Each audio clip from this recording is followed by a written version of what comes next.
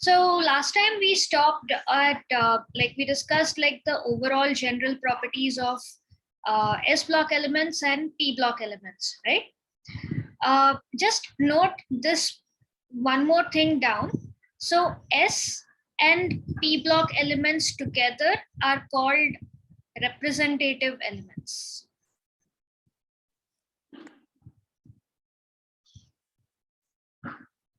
Okay. So in question, you might like, just in case you're asked general electronic configuration or trend in properties or examples or in any way. So just make a note, remember that S and P block elements together, these are like the main groups. For an easy analogy, like Rutherford had classified them as group A, group B, right? So these elements would be present in group A things. So they are called representative elements. So these are like the main groups of elements. Okay.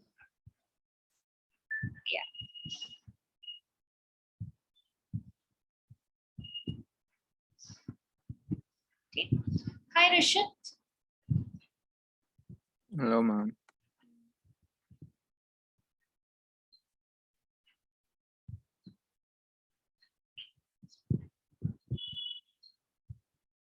Yeah, we just started. You haven't missed much.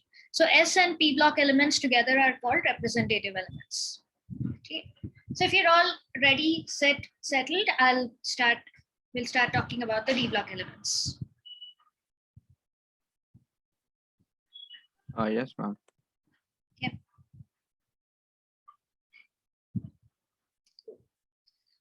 So coming to D block elements, you can recognize it's like one perfect rectangle of elements here. So these are the D block elements.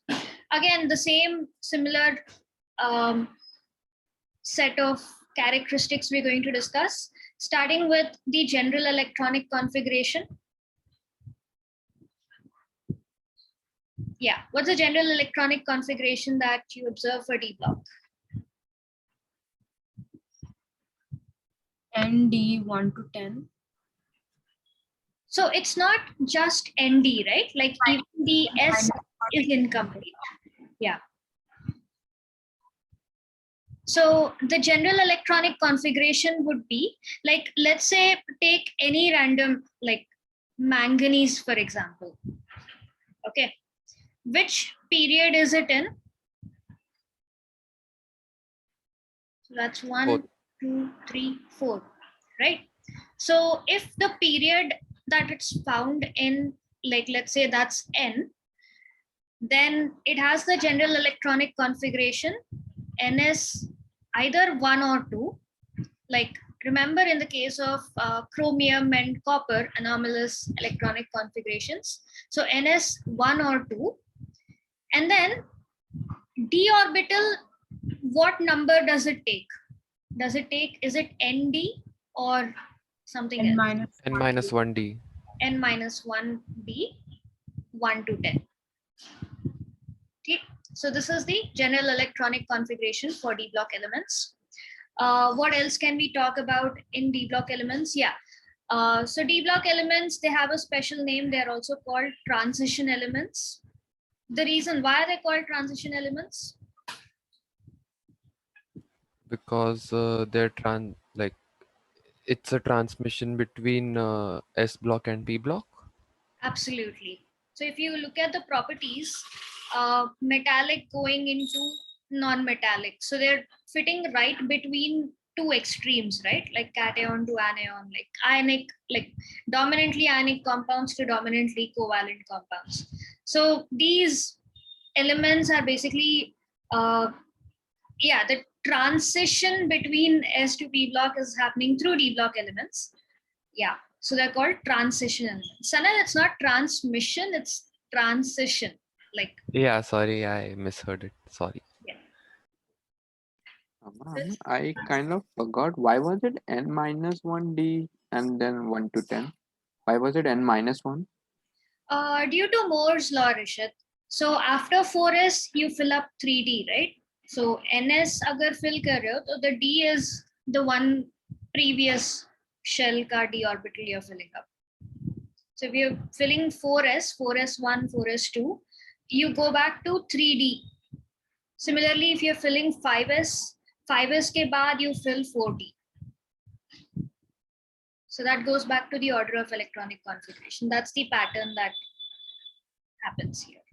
Okay, so they're called transition elements. So these elements are like really special. So some things you yourself can observe. If you compare metals like, let's say, copper, gold, iron to metals like sodium, magnesium, potassium, calcium, what can you, like, what are some obvious differences that you come across? They have more than one valency. Very nice, correct. So they have multiple, like they have variable valencies. They show variable valencies. Okay, what else? Think of the kind of salts that they form. Copper salts, iron salts versus sodium salts or magnesium salts.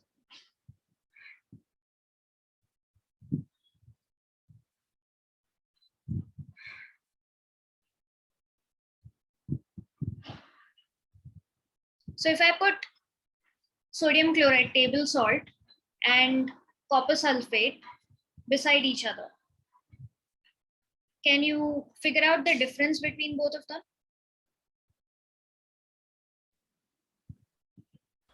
Sodium's gonna be more basic. Okay. Visually, what difference do you find? Like you guys have studied this.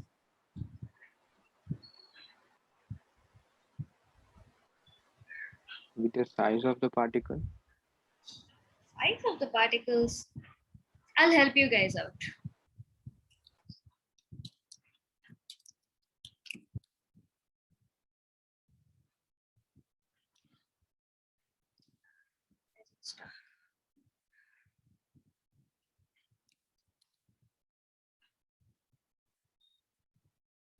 Now, do you remember?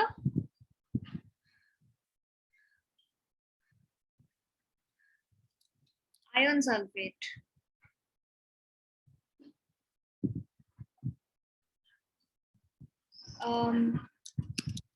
Potassium permanganate.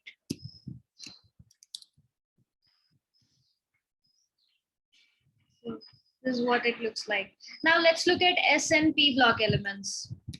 Sodium, again, I'll just take sulfate only.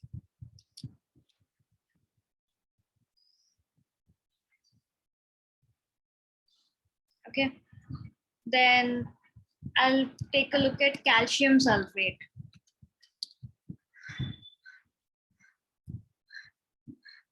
So now, what do you find is the difference between D block salts versus S block salts?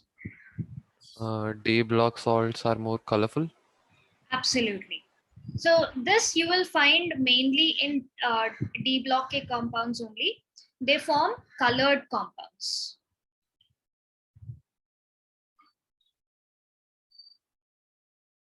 Is there no property difference and just the color, or is it only color difference? Color difference, properties also, like both of them are ionic, but the extent, what like nature of the ionic character changes between S and P block elements.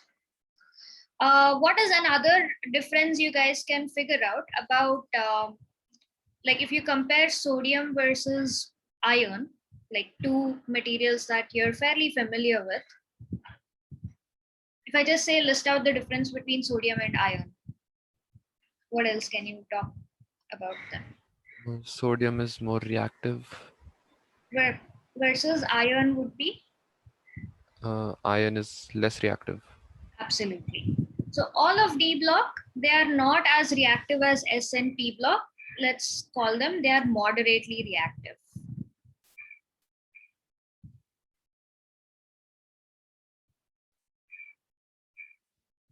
Okay, so the properties we discussed so far, their general electronic configuration. They are also called transition elements. And these three are coming only because of the fact that the electrons are in d orbitals. There's one more property that happens because of the fact that they're d block, like the electrons are there in d orbitals. That one is the variable valency. So where the variable valency comes from is one valency is just outright losing the s electrons, be it 1 or 2. And the second valency is coming from losing the d electrons. It can lose multiple d electrons. Either it can aim for a half-filled configuration, or it will lose like, the smaller ones will lose all of the d electrons to get proper inert gas configuration. So that's where your variable valency is coming from. So from losing the s electron, you get one valency, which is usually +2. Only in the case of like chromium and copper, you get a +1 valency when there is a chance of only one electron being in the s orbital. And the second, third, fourth, like remaining valencies are coming from the d electrons, where d electrons start taking part in the reaction. Okay. Ma'am, Yeah. so I had a doubt, even though if it's like related to this only. So like the electronic configuration. So like with the sp and d1, how do you identify like how many electrons it can take or give? I don't understand like how do you identify it with that electronic configuration? I'll do that. I'll take an example about this. Like I'll just finish discussing each property and then I'll get into that. Okay. The colored compounds also, like the color comes from the fact that it has empty d orbitals, right? Not empty, but like partially filled d orbitals, right? So whatever electrons are there in d orbitals, they tend to jump around between different d orbitals. Okay. So when it goes from lower to higher and then comes back from like higher to lower, it releases radiation. Like always, electron, when it jumps from a higher energy level to lower energy level, gives out this thing, right? So that is where the color is coming from. And that's why you don't find it in like S block metal, this thing, because their electronic structure itself is different. S block may the electrons are not jumping around. The moderate reactivity also comes from the fact that they don't have an option, like they don't get noble gas configuration like S and P block. Like these guys just have to lose 1 or 2 electrons to get noble gas configuration. But for them, that's not possible. They have to work a little harder for it. That's why they are not extremely reactive. They're just like moderately reactive. Okay. And coming back to the fact that they have empty d orbitals, not all, but fairly a lot of them show paramagnetism. So whenever there are unpaired electrons in d orbitals, which is like more often than not, like d1, d2, d3, d4, d5, though all of them are unpaired. d6 may only the first one is paired, remaining 4 are unpaired. d7 may 2 are paired, remaining 3 are unpaired. So because a lot of them tend to have unpaired electrons in the d orbitals, they also show paramagnetic behavior. So paramagnetism is nothing but they react to a magnetic field. So if there's a magnet nearby, they show attractive properties. So best example is iron. So iron is a different class, like it shows something called ferromagnetism, which is basically, you can think of it as paramagnetism on steroids. Like it's paramagnetism taken to the extreme. So iron can visibly get attracted, but the others, even though you don't see them reacting as much as iron does, like they do react or they get attracted by magnetic fields. Ma'am. Yeah. Depends only on the unpaired electrons in the d orbital or p and all that also? Anywhere. So as long as there are unpaired electrons, that element will show paramagnetism. A special property only for the d block elements. Why not for p block? That's a very good question. So the reason is that, let's take it case by case. Okay? S block elements may, what is the maximum extent of like, what are the maximum number of unpaired electrons you can have in S block? Only one. For S2 may again they get paired up, right? So only one unpaired electron, the magnetic moment will be really, really low. So paramagnetism depends purely on how many unpaired electrons there are. Okay. Compare that with P block. Now, when you come to P block, P may there are 6 orbitals, right? Now, noble gases, you can completely ignore. All of their electrons are paired up. Everything is filled up. If you consider, in this case and this case, in these two cases also, you just have like, here you get P1, here you get P5. Both these cases only one unpaired electron. One electron, only they have only one electron, so that's unpaired. P5 maybe 4 of them are paired, only one is unpaired, right? Moreover, another thing you need to notice is that active non-metals like carbon, nitrogen, oxygen, sulfur, bromine, iodine, like all of these exist as molecules, right? They are either in compounds or they exist as O2, F2, Cl2, like that. So when they form these kind of molecules, again, the molecular like structure gets rearranged. So the electrons tend to get paired up. Okay. So oxygen is like a special case. When we do chemical bonding, if at all we do molecular orbital theory, if it is not removed from the syllabus and if we have enough time for it, then we'll see that the electrons in oxygen are unpaired and all oxygen specifically is paramagnetic. But yeah, due to similar reasons, majority of S and P block elements, you have to like pick them one at a time. D block may it's not like that. Like majority of them are paramagnetic. So that way you can't generalize it for S and P block elements. It's not that they are not at all paramagnetic. It's just that it's not something we talk about as a group of elements. Like maybe 1 or 2 here and there will show magnetic properties. But when it comes to D block, sorry, can you repeat that? What did you show with the orbital box of the P block? Oh, this is the number of unpaired electrons. Like I was showing you, the number of unpaired electrons would be really low in the elemental state. And otherwise also, like when they form molecules, the electrons basically get paired up, right? So there are cases where you see paramagnetic behavior, like oxygen is a well-known, like O2 molecule shows paramagnetism, but it's not like a group characteristic. It's not the characteristic of the whole block. You have to take each element on its own. But in the case of D block, majority of them show paramagnetism that you can talk about it as a characteristic like in the whole group. That is why we specify it, like specially mention it in the case of D block elements. They show paramagnetic behavior. See, let's see if I missed out anything.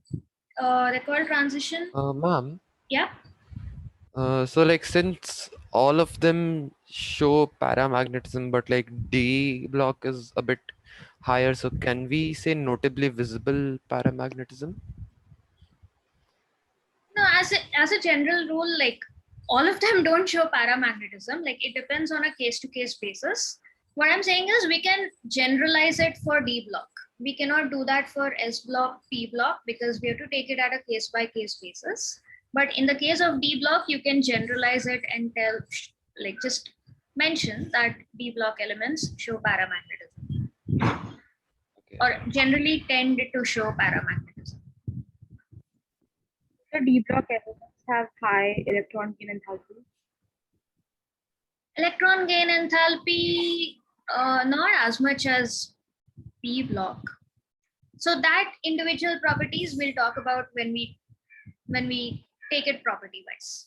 Okay. What else? There was one more thing.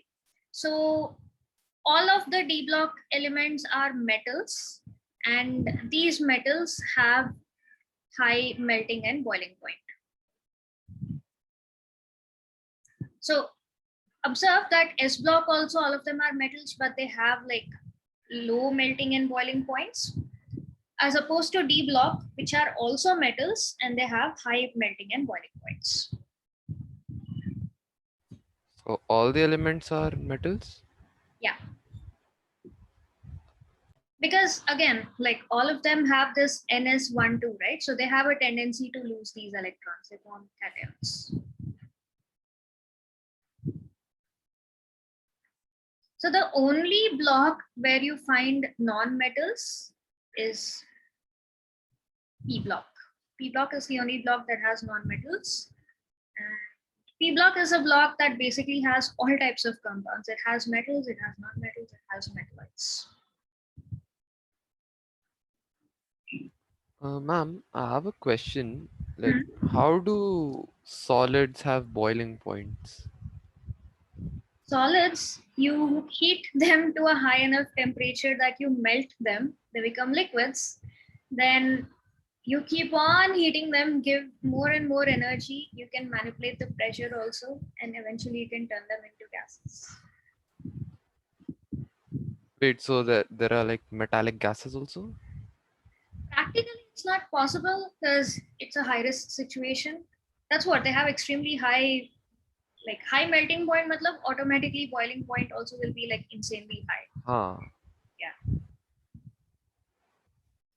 But you can manipulate the pressure. Like you can take a really tiny amount of a metal and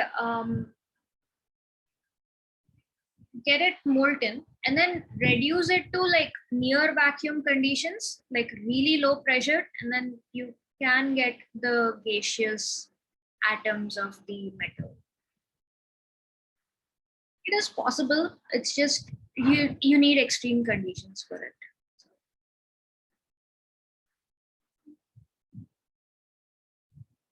See, difference between solid, liquid, gas is how you arrange the atoms. So if you overcome these interparticle forces, intermolecular, interatomic forces, technically you can change the state from any state to any other state. So like people can try it with cesium, right? Its melting boiling point are like super low, so they can't they like experiment and turn it into a gas? Definitely, that already does exist. I think with sodium people have done it. Yeah. Ma'am, according to the new portion, did anything like cut out from our portion, like for 11th class, the new portion that was released? So was something cut out or deleted? Yeah. It's been like it is reduced syllabus. I will have to go through it chapter by chapter, but the syllabus is same as what was prescribed last year. Like that is the pattern that I found. So whatever they have included or cut off last year, this year also they did the same thing with an extra thing of dividing it into two different terms. So yeah, I'm looking into it. I'll be sending I'll make it all nice and proper and I'll send you guys the term wise thing after the class today. Also looked at exam pattern. One thing I'm confused by, if whenever they announce it in your school, you let me know, is how is your school going to deal with hydrogen chapter? Because last 2 years, your school hasn't done the chapter hydrogen and environmental chemistry. I think they've left it as for project work. Like they just ask you to do a project on it. Yeah, actually there was one thing for chemistry. So there was something like environment, there is like pollution or something. Yeah, environment environmental chemistry, causes. one chapter, and Yeah, hydrogen. that one is now given as a project. Like, I don't know if we'll do that chapter, but there is one project We related to won't that do that. chapter. It's not coming in the exams also. So we won't touch that. It's just the project work. Yeah, it's a 5 mark a graded project for us. Yeah, so only that is given. I don't know about hydrogen. If and when they announce, let me know. Because last 2 years, they like your seniors just had to do a presentation about it. So there's no exams, nothing else that came on that particular chapter.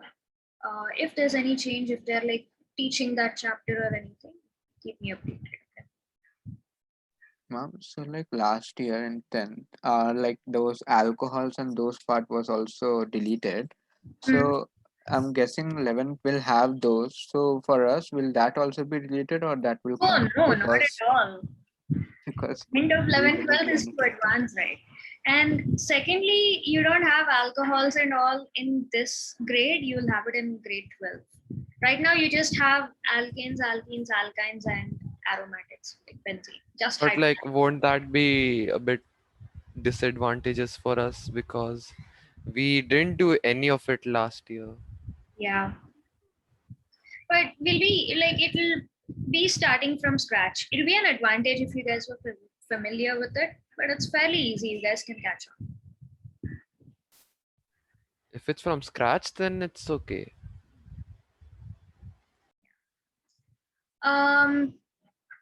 Okay. So yeah, Rishit, you were saying about electronic configuration, right? So I'll just go a little deeper into it. Can you guys tell me the electronic configuration of iron? So iron ka atomic number is 26. So give me the electronic configuration. It'll be good practice for you guys also. So it would be 1s2, Yeah. then 2s2, Yes. 2p6, Okay. 3s2, Yeah.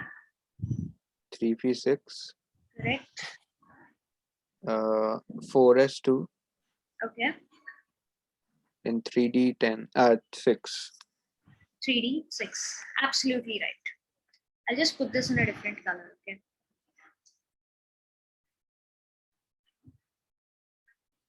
So you have 3d6 and 4s2, right? So yahan tak, this is noble gas configuration.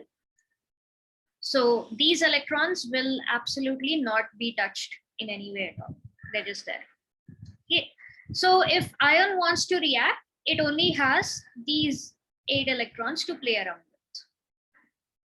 So when iron is reacting with other substances, when it is like forming a bond with other compounds. Okay. So 4s may it has 2 electrons. 3d6, how are the electrons arranged? So first box में कितने electrons रहेंगे?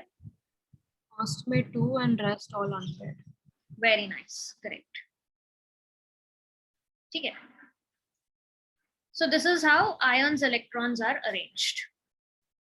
Now, hard and fast rule in all of chemistry is fully filled orbitals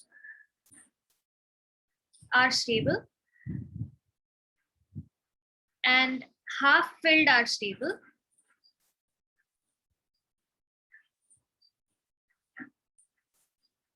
And octet, so basically 8 electrons in valence shell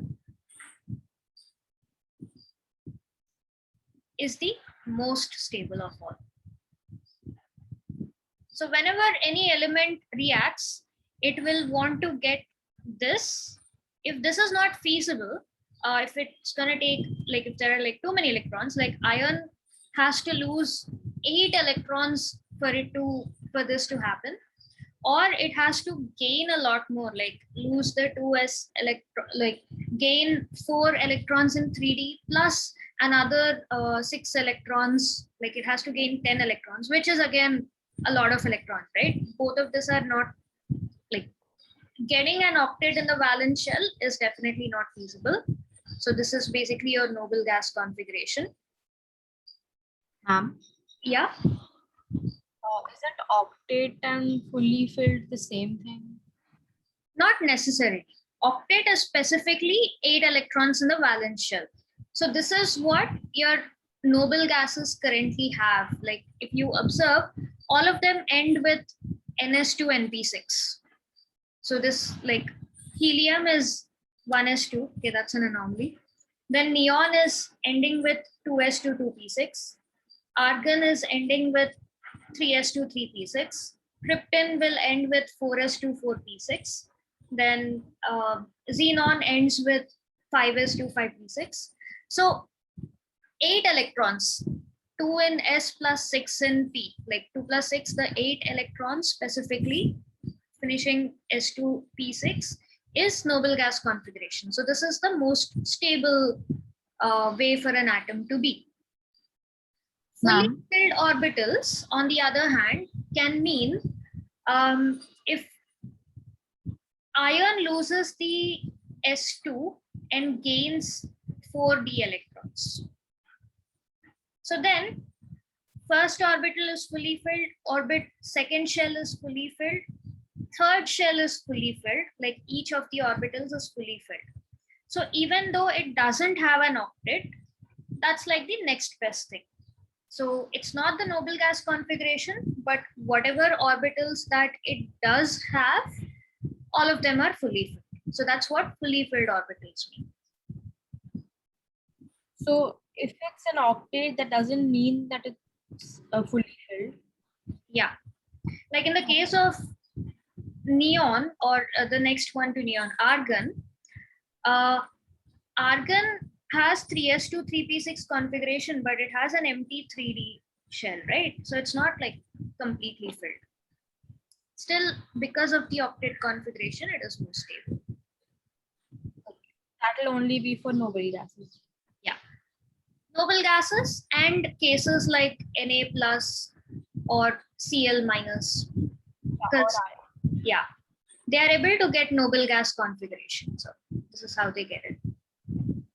Ma'am, so I had two doubts.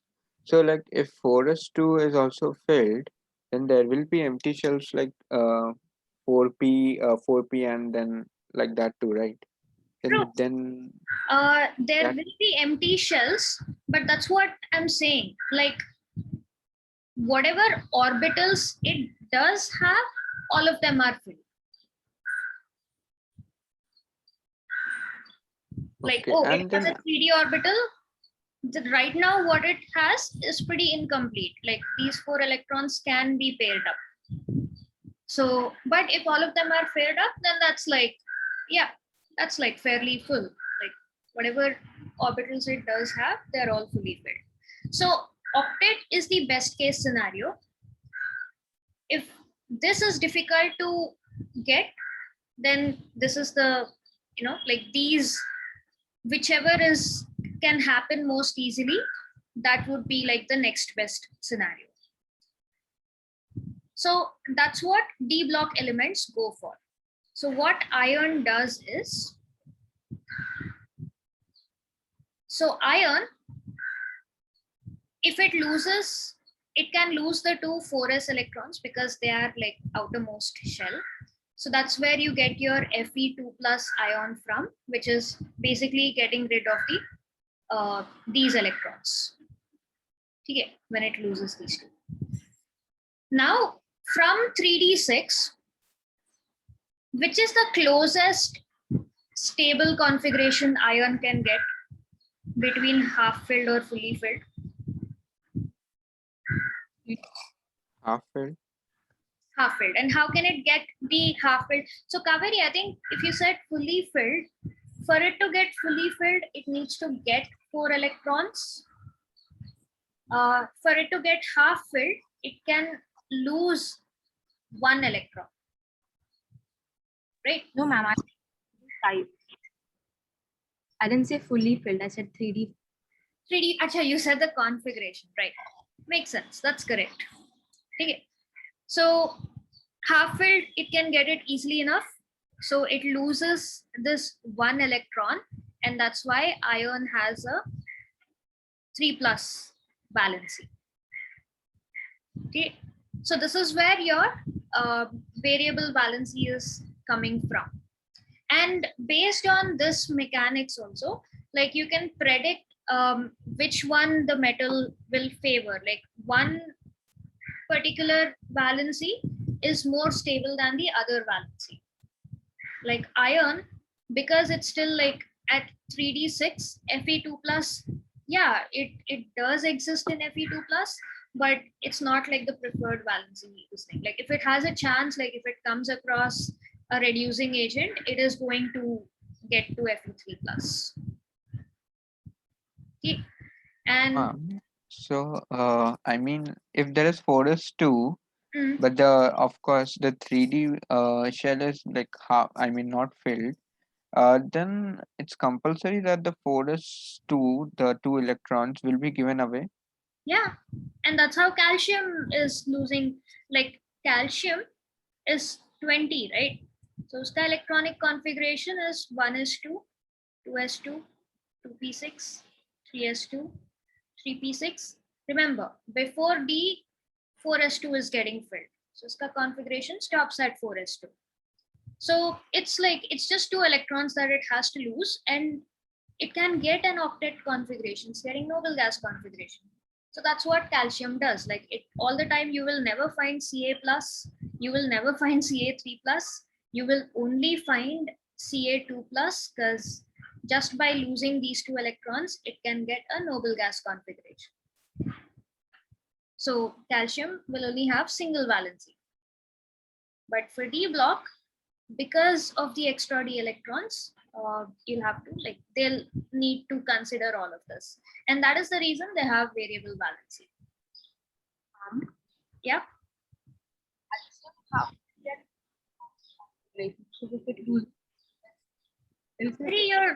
Sorry, can you repeat your question? Your voice is breaking, like not able to hear it properly. Hello.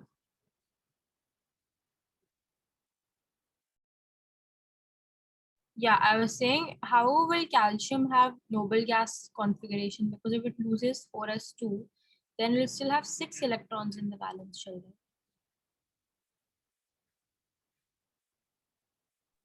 It's not just 6 electrons, right? So if it loses the 4s2 for Ca2 plus, then it has 1s2, 2s2, 2p6, 3s2, 3p6.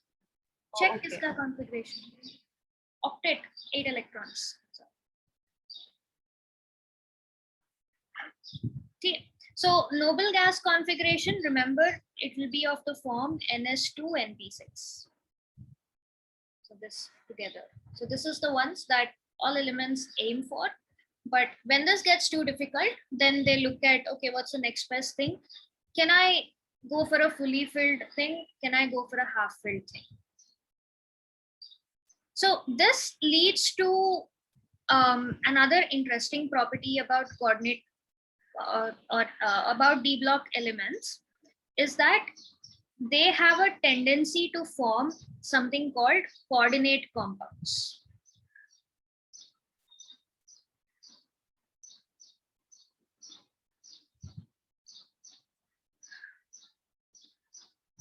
Okay. So coordinate compounds is basically kind of like a variation of covalent compounds, but why it forms and the mechanism, like, you know, in which case it forms, like all of it is completely different. So what happens is, like if we take iron, for example, it lost 4s2 TK. Now it just has like 1 is completely filled, 2 is completely filled, and 3s2, 3p6, 3d6 है. Abhi it has like 4 more empty spots here, right? Then it would have an empty 4s2 orbital also. And then 4s2 ke baad, of course, like, you know, there's 4p and 4d and all of that there. So what happens is, when you have an element like iron, like a species like iron 2 plus, which has like empty orbitals just sitting there, if you have a compound like ammonia, when we do chemical bonding, it'll get clear. Like ammonia has a lone pair of electrons, or even water, for example. Water has lone pairs of electrons. So this electron-rich species gets attracted to the empty orbitals and they kind of share these electrons. So that kind of a bond is called coordinate compounds. Okay. So this again, like you have a whole chapter on coordinate compounds. We go deeper into it in grade 12, what they are, how they are formed, and what's the theory behind them. But for now, just remember that it is a speciality of D block elements that they are capable of forming coordinate compounds. You can write it down as the next point, after variable valency, colored compounds, all the things that we discussed, just mention the fact that they can form coordinate compounds. Compounds, or you can call them complexes.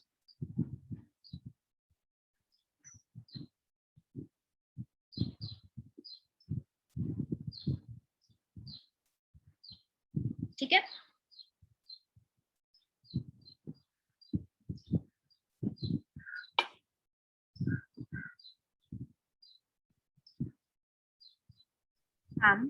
Yeah.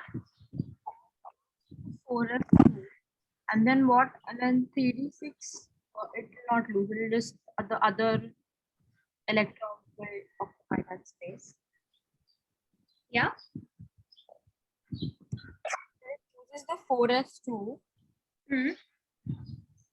6 covered, like I know you showed that it has empty spaces, but then it's already lost 4s2. How will it lose or gain more electrons? No, it won't gain electrons. Again, this is not ionic. That's why I said it is light covalent. Yeah. So like these electron rich things, or it can be negatively charged ions also, they just donate their electrons and the electrons are just like sitting there. But yeah, the detail thing, yeah, like if you're curious, I can send you guys resources, but you will have it in grade 12. So don't worry about it right now. You also need to be equipped with, like how chemical bonds are formed and all of that. So we'll come back to it later on. And ma'am, you said that the noble gas configuration is NS2NP6. Yeah. But what if it's a D shell? What is D shell? What if there is a D orbital? So how will it still be NS2NP6? And how will it be an octet? Then it won't be a noble gas configuration, right? That is why D block elements are not getting a noble gas configuration. That's why they're not like extremely reactive. That is why they just go for whatever gives them like a fully filled or a half filled configuration. That's why ion gets Fe3 plus and Fe2 plus by first losing the 2s electrons. Ma'am, could you just once again repeat what were coordinate compounds? Coordinate compounds are a kind of compounds, they're also called coordinate complexes. They're formed by D block elements. So this is a result when an electron-rich species, like they're called ligands. So it can be like a negatively charged ion or something that has a lot of electrons, like extra lone pair of electrons. So when an electron-rich species donates its electrons into the empty d orbitals of a d block metal atom or a metal ion. Just at this stage, just know that d block elements have the ability to form something called coordinate compounds. So the details of it, we'll go into it later. Okay. Okay, ma'am. Okay, then coming back to our periodic table. So these are like the special properties of D block. Can one of you summarize it if you've noted it down in your notes?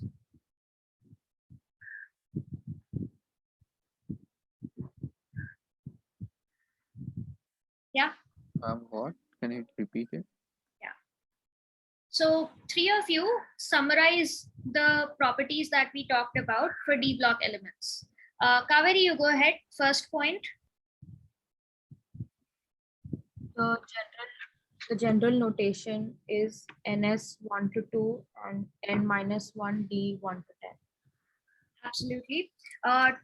Say that it's the general electronic configuration. Like notation of what? Yeah. Clear. All right. Rishit, second point. They are moderately reactive. Moderately reactive. Okay. Sanat. They form colored compounds. Okay. And Kaveri. Variable valencies. Variable valencies. Yes. Rishit.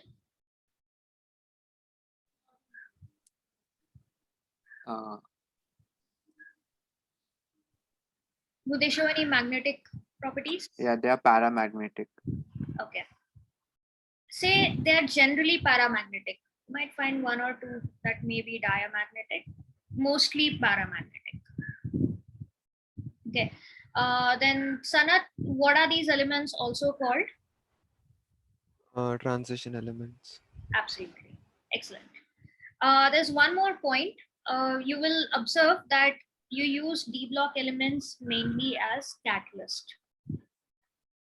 So usually whenever in reactions you use a catalyst, if it happens to be like a pure metal kind of a catalyst, it tends to be always from the D block. Like nickel is a popular example, palladium, platinum. So these three are catalysts in hydrogenation. And iron is also used, like manufacture of ammonia mein iron is a catalyst. So yeah, D block elements are mainly like they're used as catalyst. Ma'am, catalysts are used to speed up reaction processes, right? Yes. Speed up, in some cases, enable the reaction to happen. Yeah. But the main point about catalysts is that they make the reaction happen or happen faster without they themselves getting into the reaction. So they themselves are unchanged. Ma'am, what were diamagnetic? Like paramagnetic? Okay, then what were diamagnetic? Diamagnetic is the opposite of paramagnetic. So if something is diamagnetic, it doesn't have any reaction to the magnetic field. It doesn't get attracted to magnetic field. Or it doesn't get affected by a magnetic field. You can write it then. Ma'am? Yeah. We be asked to explain why they have variable valencies. So you can cite because of their electronic configuration. Even if you're asked to explain, again, like first term, you're going to have completely MCQs, right? So mostly if it's give reason, you'll either be given the options or you'll be given like an assertion reason kind of a thing. So if you know the concept, you just have to read it and then see if it best fits the reason or not. One paper will be full MCQ. Yeah. Not MCQs, like those short answer questions like fill in the blanks, matching, assertion reasoning, those So types. yeah, objective type for sure. Yeah, you Yeah. will have MCQ, you will have case-based questions like paragraph and then 3-4 questions on it, and you will have assertion reasoning. These are the 3 types you'll get. So ma'am, we'll only have like 2 exams of 35 marks.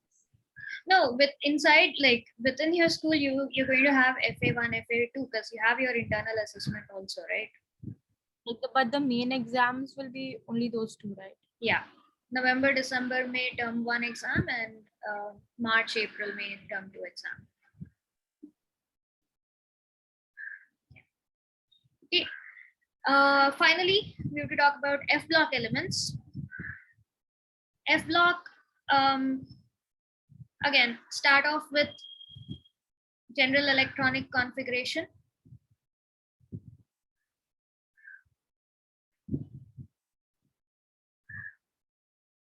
Of course, for every block, start off with like NS2. उसके बाद what gets filled? N-1D. N-1D.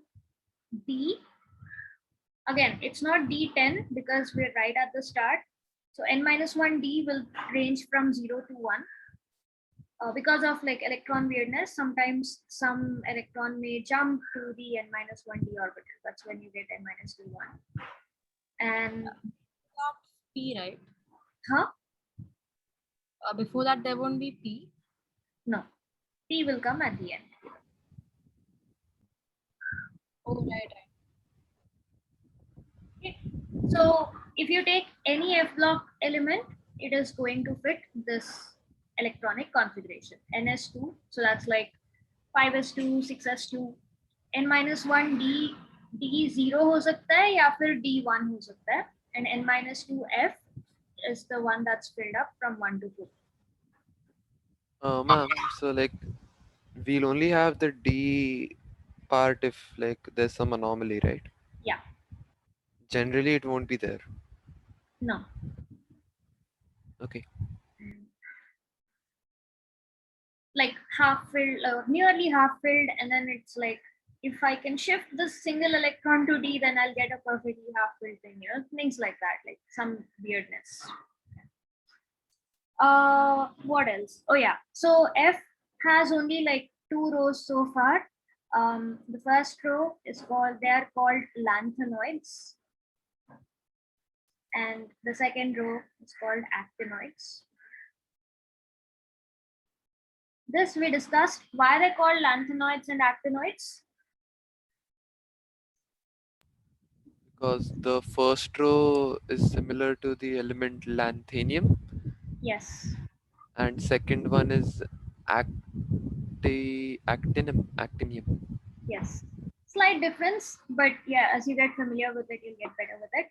So the first row is called or is similar to lanthanum. So it's LANTHANUM. And the second row is similar to actinium. I'll just write down the names. So this is similar to lanthanum, and this is similar to actinium.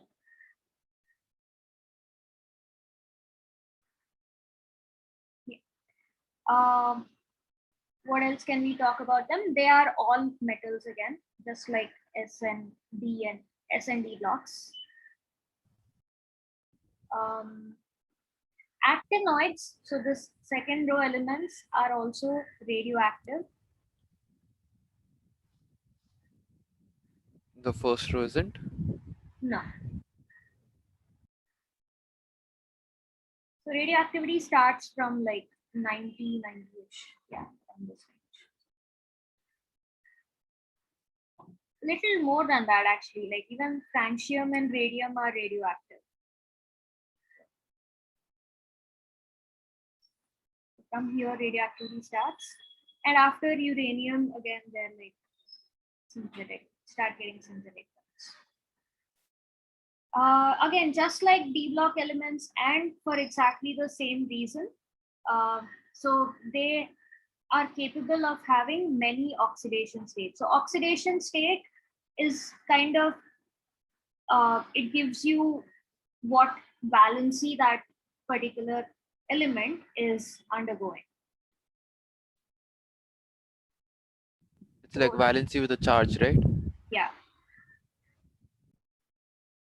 We'll deal with oxidation states when we do redox reactions. So oxidation states mainly help you get information of, you know, is it capable of oxidizing other substances, or how easily will it get oxidized, how easily will it get reduced, how many other elements is it bonded to, like those kind of details.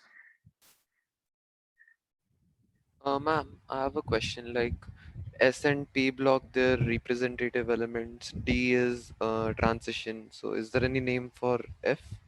No, just the individual sets, lanthanoids and actinoids.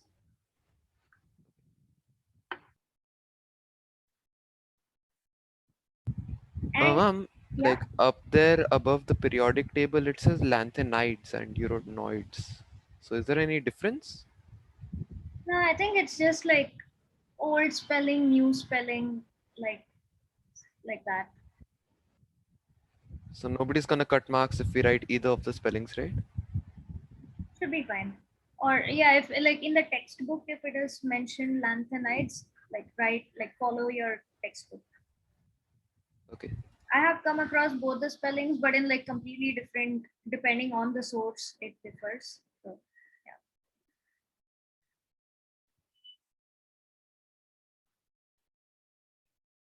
And just like how we found D block के लिए the common, like all of them show +2 along with other oxidation states.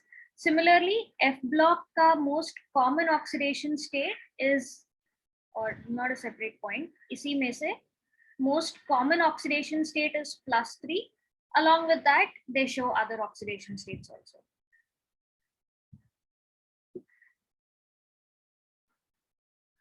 The reason is again similar to D block, but in this case, like the S electrons, D electron, if it is there, and F electrons, like all of them take part in bonding. That's why they have multiple oxidation states.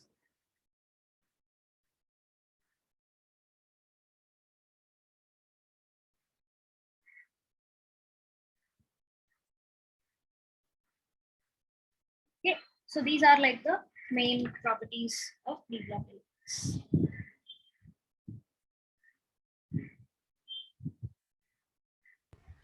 Ma'am, do they have high melting and boiling points or low? I am not sure of the exact values. They may be comparable to D block, maybe not. Again, a lot of them are also radioactive, right? So that kind of complicates things. So there's nothing like off note about them. Yeah. Oh, there's more facts about it here. I just noticed. You can see here, they consist of lanthanides and actinides. They're all soft metals and many are radioactive. Most of the lanthanides are found naturally on Earth, but actinides are typically made in nuclear reactors and not found in nature. So up to uranium is like uranium is the last naturally occurring element. The rest of them are all synthetic. F subshell can contain up to 14 electrons in 7 distinct orbitals. Yeah. Ma'am, how do you create an entirely new element? By mashing two smaller elements and then hoping that they stick together. So won't that be like compound? You're mashing their nuclei together. So Oh, not the electrons. Okay. not electrons. You're literally mashing the atoms itself together. Fusion, like that's how elements are all made in the stars. Nuclear fusion, basically. Okay, so once you guys have noted all the properties down, let me know, and then we'll go to the next part.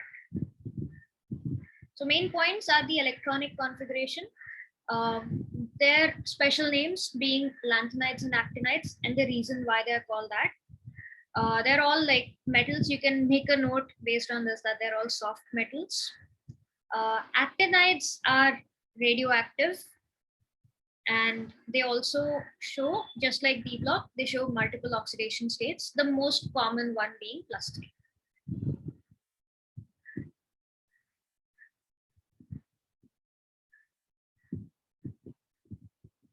Okay.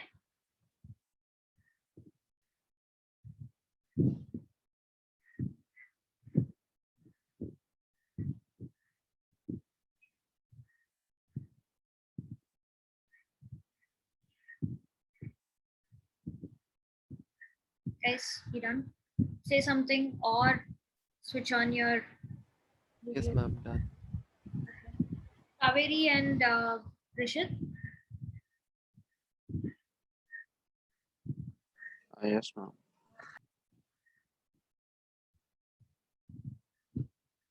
Kaveri.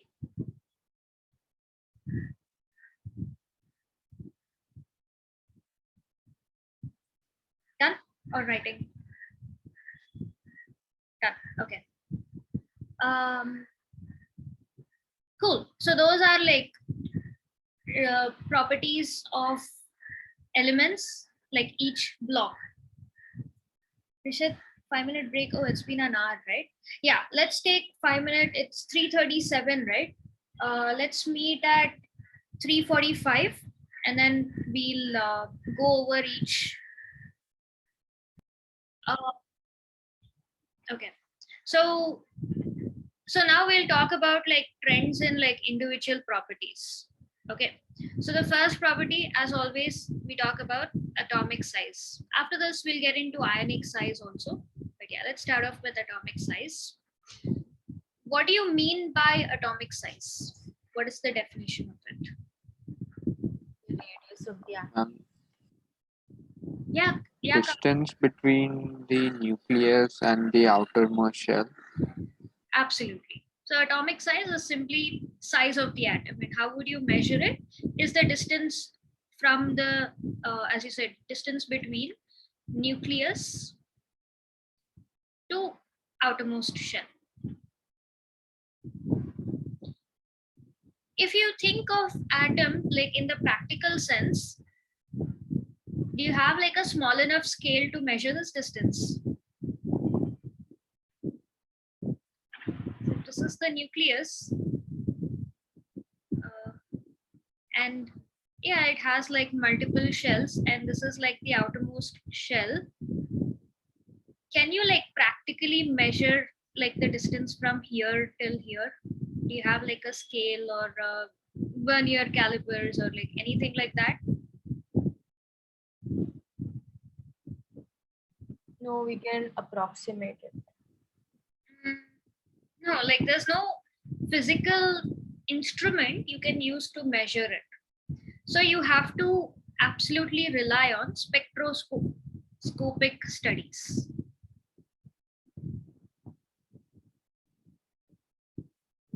Okay.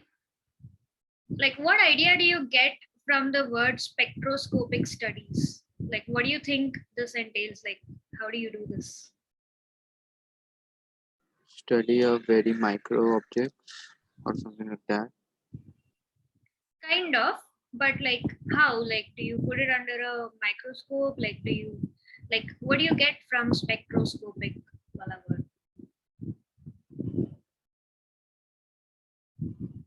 Ma'am, could you repeat the question? Now, just asking, like, what idea do you get from spectroscopic studies? Like, what do you mean? What do you think these studies are? Like, how do you do them? How would it help us? Is spectro meaning spectrum or something like that? Correct. Absolutely. Spectrum. Calculating the wavelength. Absolutely. So what you do is you blast light in a very specific way depending on what you want to measure, and then you'll get certain output depending on what you're doing. Like the way Rutherford had blasted alpha particles at thin gold foil. The way, if you wanted to look at elemental spectrum like the emission spectrum, then you follow a certain process. So basically you take the help of light of, either you can fix a particular wavelength or you can take like a range of wavelength. You can blast like a whole vacuum tube containing just that element, or depending on what your end goal is, like you use radiation, electromagnetic radiation, to study that property. Okay. So things like atomic size, really tiny ones that you can't do physically, you use spectroscopic studies for that. All right. So how it is used in the context of atomic sizes,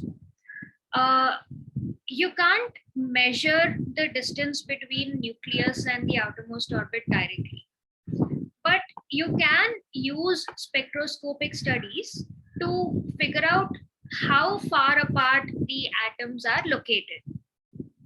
Okay. So if you take a block of metal, then how are the atoms located? Like how are they, how far apart are they, how they are arranged and all of that. If you take like some gaseous substance, then you can roughly figure out, how are the atoms behaving in that tube cylinder of glass or gas or whatever. So using that, you have three different types of radius you can measure. So one is the metallic radius. The other is covalent radius. And the third is van der Waals radius.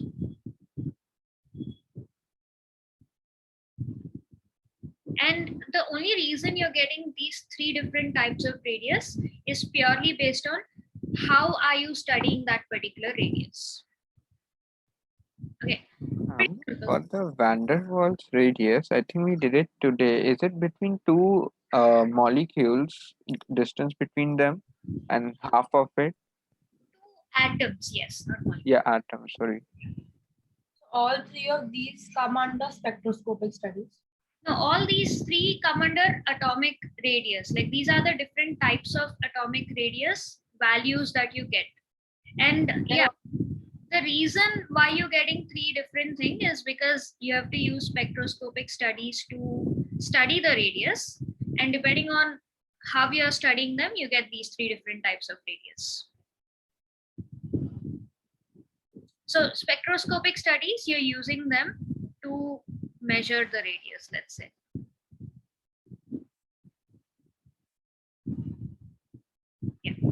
Yeah. Okay, starting with metallic radius.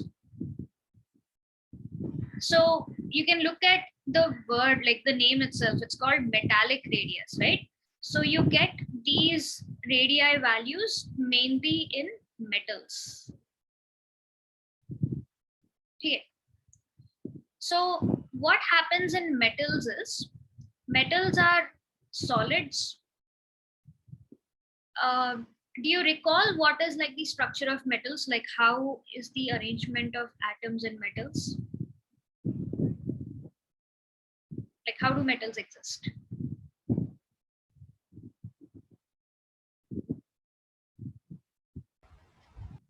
Any of you remember? Yeah. I mean, what do you mean by structure? So just the atomic structure, or Now, if I what take a was? block of metals, obviously everything is made of atoms or molecules, right? So that way, Solids. they are solids, yes. And if I get down at the atomic level, how are the atoms in the metal block arranged? They are close to each other. Correct. So a solid metallic block, like you have each atom very closely packed in like definite crystal structures. And yeah, the valence electrons are basically like, because metals are electropositive, they are like swimming between these atoms. There's like a sea of electrons between them. Okay. So the radius when it comes to metals, how you measure them is, you take the internuclear distance between two adjacent metal atoms, and then you try to, like, you get the distance between them and then you divide it by half. So metallic radius is basically equal to half of the internuclear distance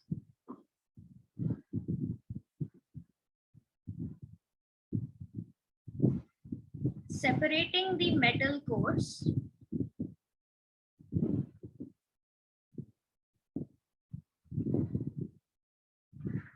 in a metallic crystal. Half. Okay. So y half is basically like, if I magnify this and then show it to you. So I have two metal cores here. And the reason why we call them cores is because in the case of metals, the atoms don't exist as individual atoms. Like, yeah, like you have the atoms, but the valence electrons, like, they are basically swimming all around it. Like that's why metals are good conductors and their luster and sonorous nature, all of that comes from. Okay, then each of these cores has nucleus at the center. So internuclear distance separating the metal cores. So the internuclear distance between these two nucleus. Now you want radius of it, right? So if you want radius of a single atom, what will you do with this distance? Half. You divide into half. So that's why. So as a short form, I've written it like this, but like when you talk about the definition, think of it as metallic radius, usually measured in metals. It is half of the internuclear distance separating the metal cores in a metallic crystal.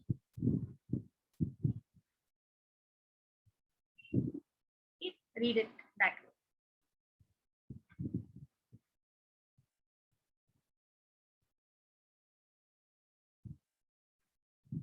Next comes covalent radius. Now, can you take a random guess in which case will you measure covalent radius? And the distance between the internuclear distance when they are in a covalent bond. Correct. So it's half of the internuclear distance.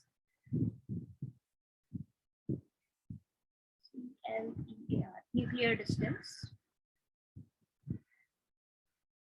So which nucleus are you considering? Like it's basically half of the internuclear distance. So in the metallic radius, we are talking about the metal cores in a metallic crystal. So in covalent radius, which nuclei are you considering?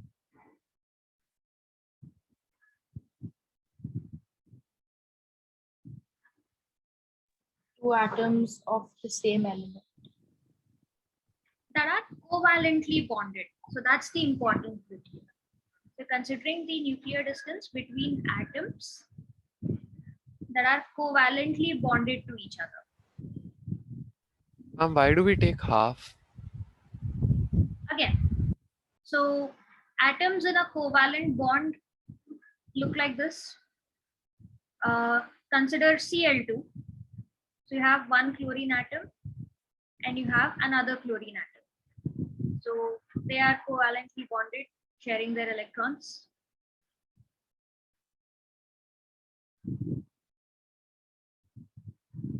If you take the internuclear distance, this is the total distance that you take. And then if you want to get the radius of a single atom, what will you do with the internuclear distance?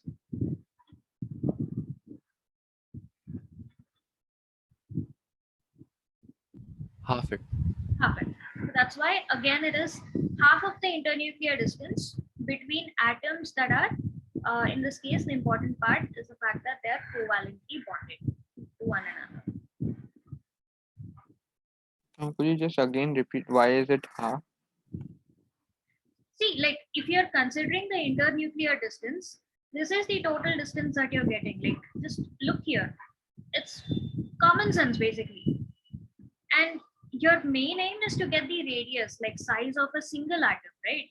So this complete distance is giving you like twice of atomic radius.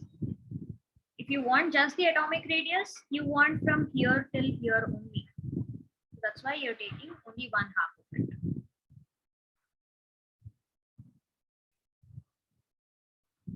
Yeah. Next comes van der Waals radius. So metals, say you get metallic radius. Covalent compounds like non-metals that form covalent compounds, say you get your covalent radius. What about elements that don't form any compounds at all? In that case, you measure van der Waals radius. So van der Waals radius is mainly used in the case of noble gases. This is defined as it is half of the distance between nuclei, basically internuclear distance,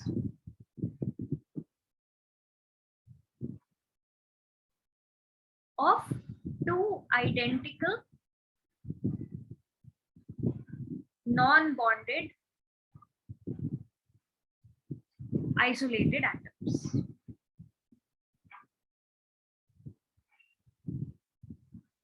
So what it looks like in this case is, let's say you have a neon atom and you have a neon atom.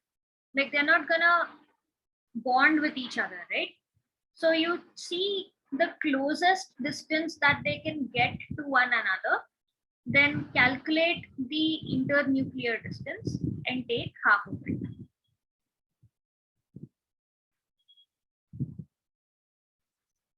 Identical non-bonded isolated atoms. Identical. Again, if you take two different atoms, you'll get different values. Like if I take helium and neon, then one is small, one is big. Like I'm not going to get radius of either of it. I'm just going to get half of the distance. But if I take identical atoms, then I can estimate the covalent radius like that. Non-bonded, like if they are bonded, then it's going to become covalent radius. The reason why it's a different measurement is because these atoms happen to be non-bonded. And we kind of find non-bonded atoms also, right? Like noble gases, those atoms are not going to bond to one another. You won't have covalent bond with them.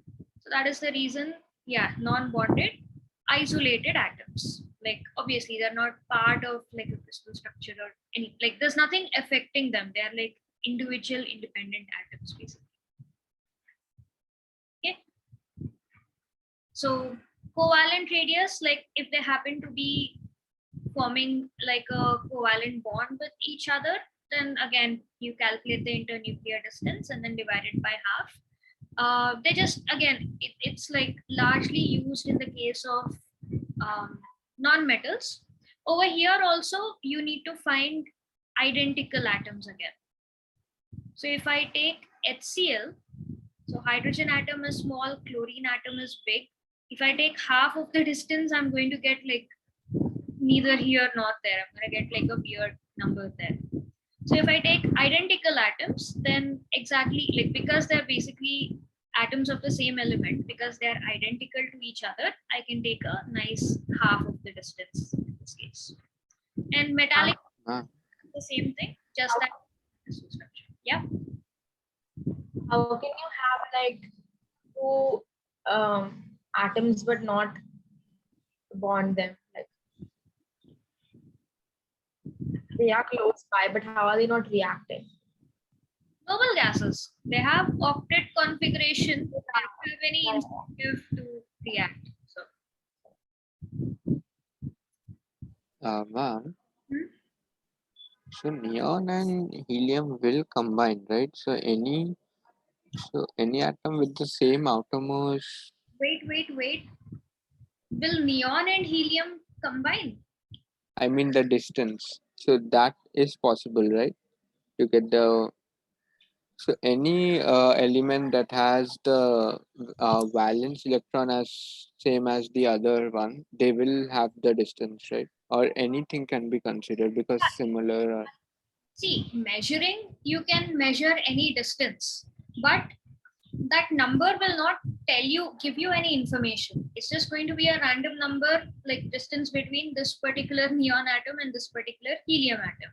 It's not going to give you the radius. It will not be equal to radius of neon atom or radius of helium atom. It'll just be a random number. But if you take identical atoms, then you have a reason to divide it by half, because you know that they're identical to each other, and if you divide it by half, I can minimize the error. I can say confidently that, oh yeah, this number is the radius of neon atom. But if I just take distance between helium atom and neon atom like this, and if I divide this number by half, it's not gonna give me anything basically. It's just going to be some number.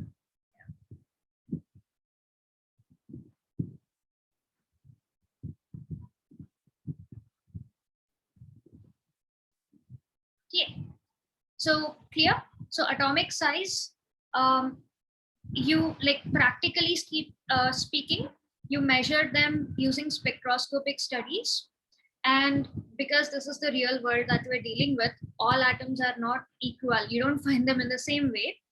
That is the reason you get three different types of radius measurements. So if you take a solid block of metal and then you measure the radius of an atom using the internuclear distance in a metallic crystal, you get the metallic radius. If you happen to take a covalently bonded element, covalently bonded atoms, measure the internuclear distance between them, you get the covalent radius. And if you happen to just take two identical non-bonded atoms, which are like just separately floating around each other, but no relation to each other at all, then you happen to get van der Waals radius. Clear about this? Yes, ma'am. Okay. Noted?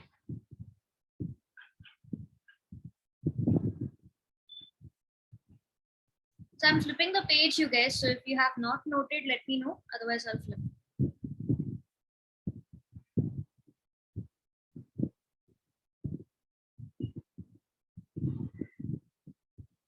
Okay.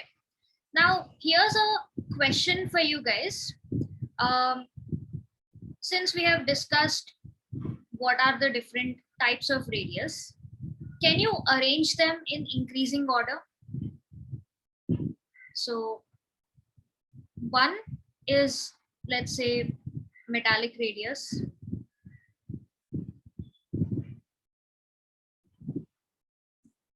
Two is covalent radius. So send it over chat, 1 greater than 2 greater than 3, or whatever you think the order must be, or 2 greater than 3 greater than 1, whatever.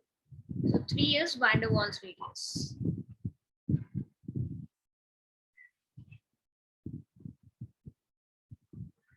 This should be radius, not radius. So arrange in increasing order. Of what element? Huh?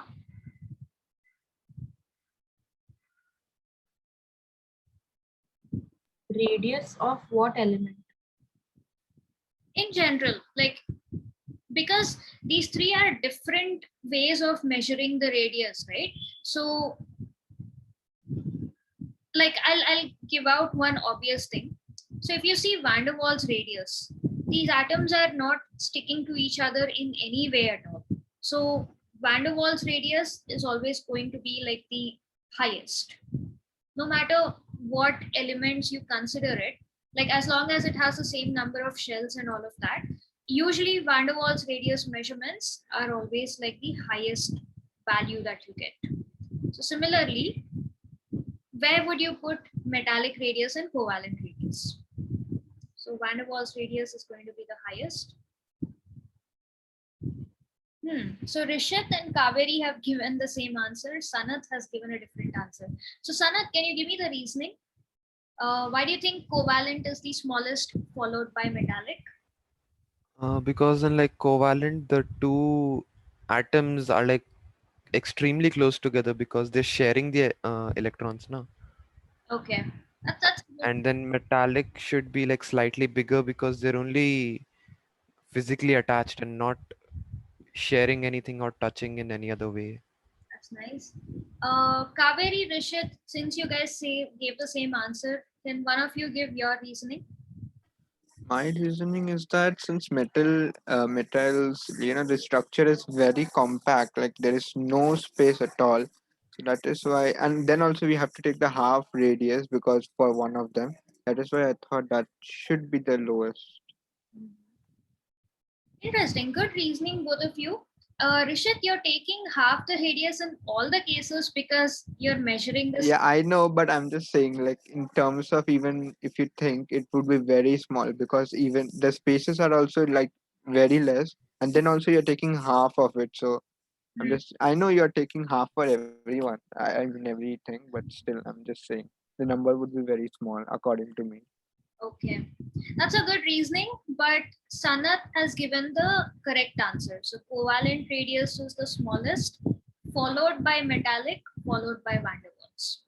And the reason is that like, yes, Rishit, you're right in the fact that, you know, metals are closely packed and all that because they're solids, but they are still not sharing any electrons, right? Like the electron cloud will still be present between them, like their own electrons.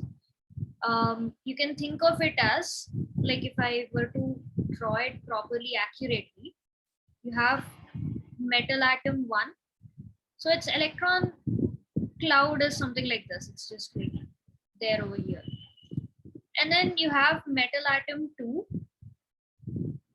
So there is going to be a small amount of repulsion between the valence electron clouds of the adjacent metal atoms.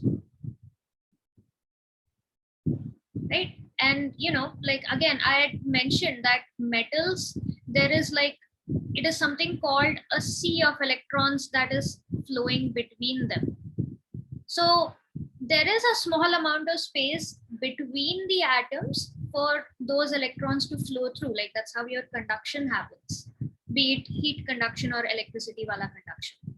But as Sanat said, in covalent bond, these two atoms are not moving. They're sharing the electrons. Like, their electron clouds have formed like one big blob kind of a thing. No, like this one's valence electrons are, you know, revolving around this atom. This one's valence electrons are revolving around this atom. Both these electrons share to or belong to both the atoms. So that is the reason why covalent radius is like basically smaller than metallic radius.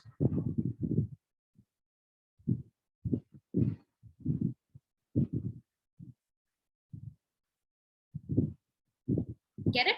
Like, makes sense? Could we say that they attract each other? Huh? Could we say that like the covalent bonds, electrons, or whatever the elements attract each other because No. like It never says that electrons attract each other because they have. one would be more electronegative than the other or something like that.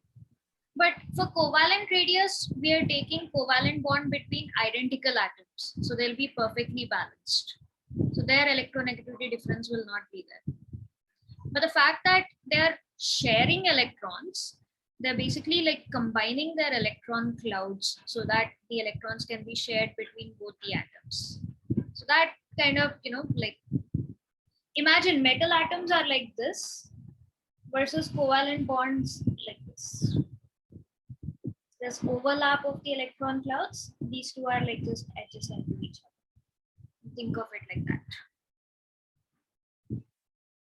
So the difference between these two is like a lot more, but these two are close to each other, yet covalent is like smaller than metallic.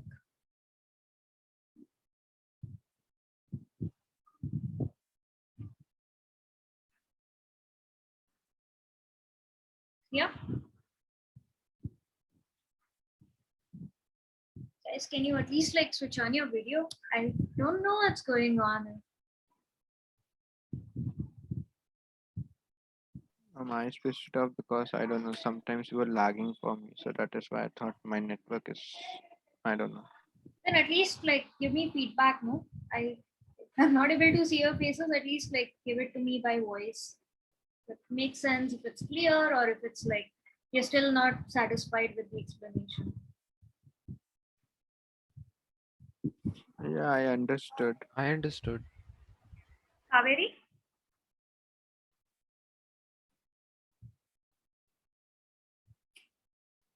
Unable to unmute. Okay. Then use the chat as long as it works. Or if you want, do you want to like rejoin, go out and come back in?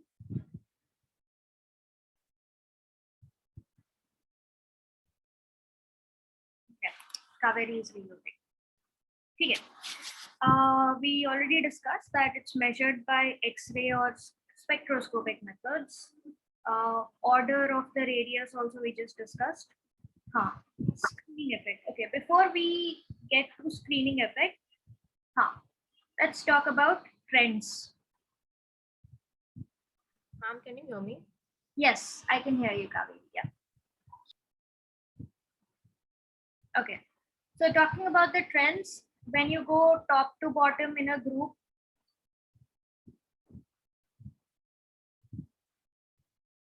what do you expect the atomic size to, like, is it increasing, decreasing? What's happening? Increasing. Yes. And what is the reason that it increases? Because as we go down the period, the principal quantum number increases, the number of orbitals increase. Absolutely. I'm not sure if you said it by mistake, but as we go down a group, Kaveri, not a period. Yeah, sorry. Okay. Then left to right in a period. Decreases. Yeah. They become more electronegative. It decreases. Yes. Left to right, it decreases generally. But when it comes to noble gases, like as you go left to right, it decreases. And then group 18 atomic sizes are pretty high.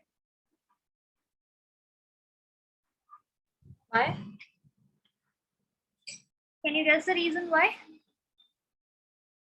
So that lies in the values that we measure. Maybe because since they are completely stable and they won't react, that is why the nucleus does not have to pull them together. So that's why they have a huge size. Absolutely. So Rishit, if you were giving the reason for this, right, you can simply say it in one word that in the case of group 18 or noble gases, like group 18 elements or noble gases, the van der Waals radius is measured. When you say van der Waals radius, it is automatically understood that your method of measuring is like, the atoms are non-bonded and are slightly far away from each other.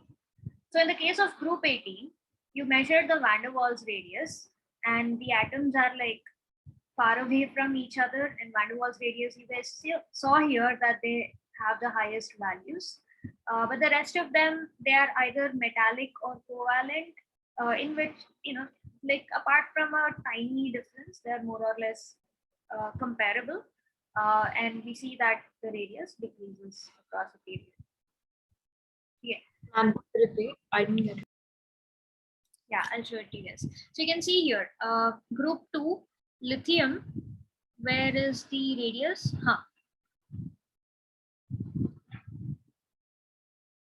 There you go.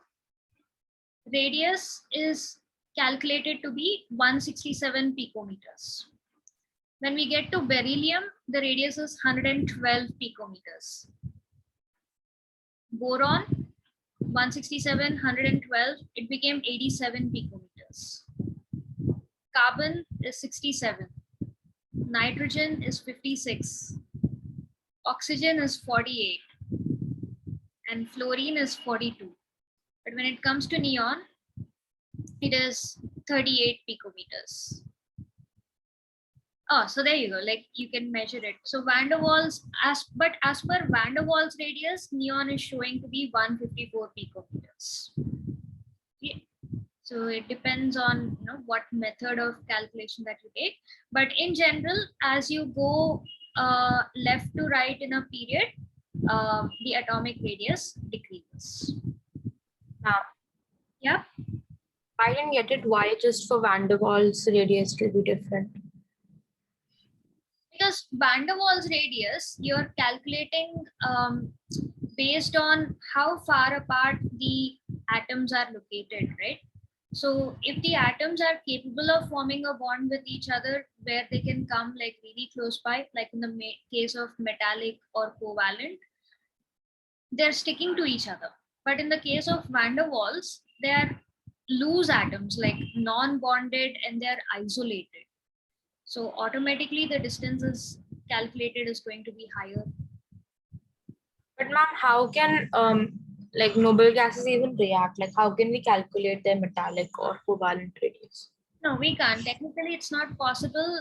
You can only adjust for it. Like as your methods of measurement get more sophisticated, you can theoretically adjust for it.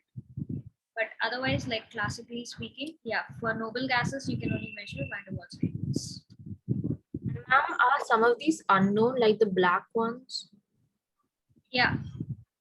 The reason is that like you will find that all the black ones, most of them are either radioactive or they are not easily available. So in both the cases, it's difficult to do the practical measurements, like especially when it's radioactive, when the atom is not even existing for enough time, like in a matter of seconds, if it is disintegrating, uh, it's not existing for enough time for you to do the measurement. That is the reason it's unknown.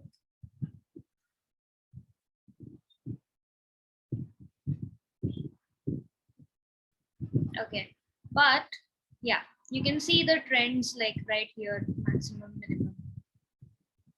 So dark is maximum, light is minimum. So top to down, you see it's getting darker, so the radius is increasing. Left to right, it's getting lighter, so the radius is decreasing. Top to down, we discussed the reason that at every step a new shell is added. There's a new principal quantum number, new shell is added. So naturally, it's going to increase. Left to right, there is no new shell. Like lithium, beryllium, boron, carbon, all of them have 2 shells total. So what is the reason for the decrease from left to right? As the number of protons increase, the nuclear pull will also increase, so the size will reduce. Correct. Yes, the nuclear pull increases on the outermost shell and the size decreases. That is absolutely right.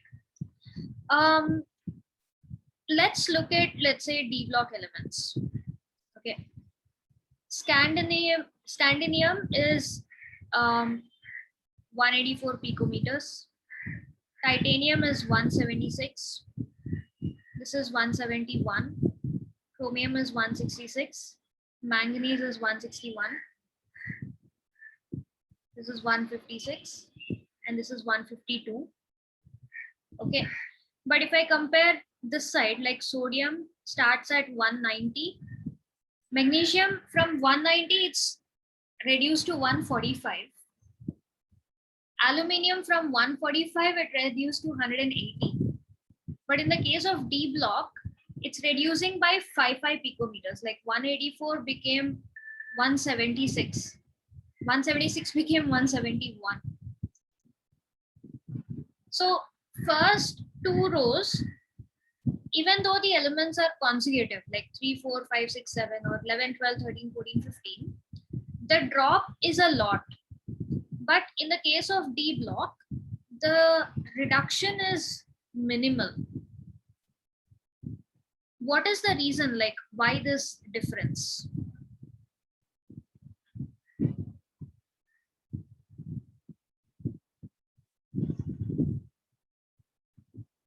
Could you just once again repeat the question? So in the case of like second and third period, when you only have like S on P block elements, the reduction in the radius as you go from left to right is very steep.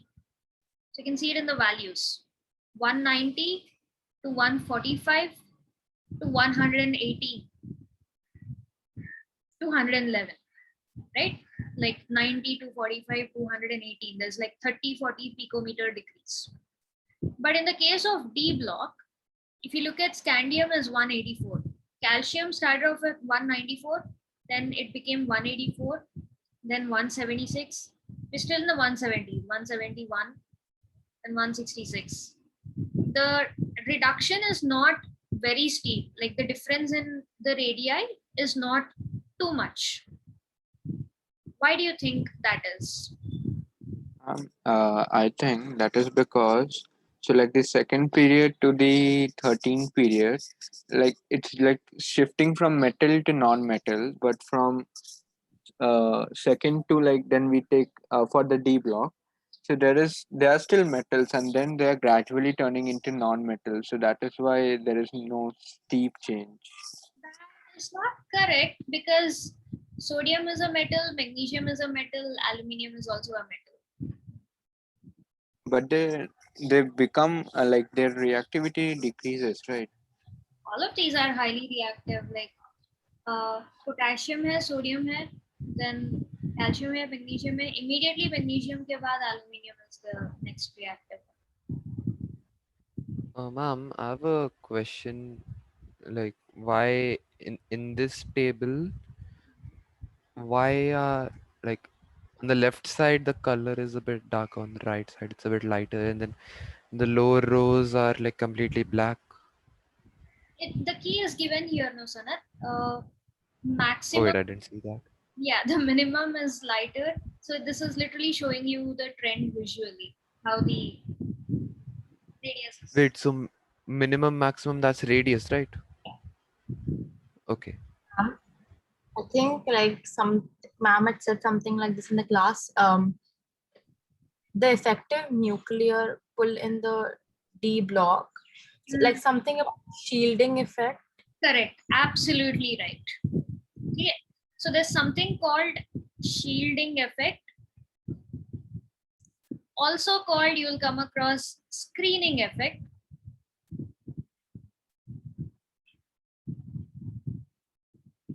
Okay. So what this is basically the so you have nucleus in the center, and then you have each of the shells. Like within each shell, again you have like s orbital, p orbital, d orbital, and f orbitals, right? So shielding effect is basically, now atomic size is distance from nucleus to the outermost electron. But between these also you have a number of different electrons, right? Like all the inner electrons. You have 1s, 2s, 2p, 3s, all these electrons. So the inner electrons basically shield the outermost electrons from the nucleus's attraction.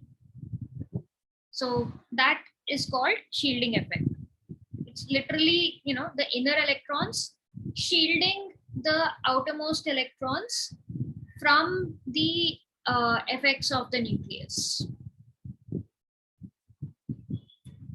And that's more in the D block, right? No, the other way around. So shielding effect is maximum in S block. No, wait.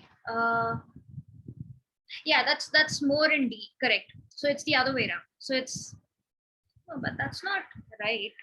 No, you were right. S and P may it will be more, and then D may it will be less. Correct, because S is like completely spherical. S should be right. So S greater than P, greater than D, greater than F. Okay, so S subshell exerts like the maximum shielding effect, followed by P, followed by D, and followed by F. So, ma'am, but shielding effect is less.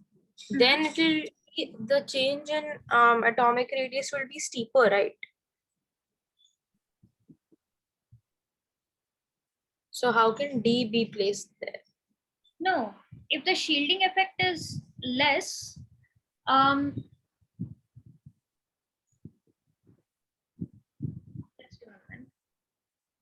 so in the case of a period going from left to right, all the d electrons are facing shielding only from the same s and p electrons. Like the shielding effect from d electrons is practically negligible. But when you look at the group 1, group 2 and group 3, after this you're suddenly starting off with, like, you only have s and p electrons, right? So the shielding effect from s and p electrons is maximum. One moment.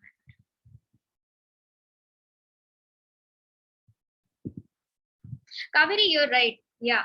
So shielding effect doesn't come into picture in a period as you go from left to right. So because as the number of protons increases, now whatever new electrons you're adding, it's going into the same shell, right? So whatever shielding effect is present already existing from the previous inner electrons, the newer electrons are going to face the same amount of shielding effect. So it's like, it's not really playing a role as such. But when you go from top to bottom in a group, that's where your shielding effect comes into picture. You can see that, you know, like if you take group 1, you can see that each, yeah, like even though it is getting darker,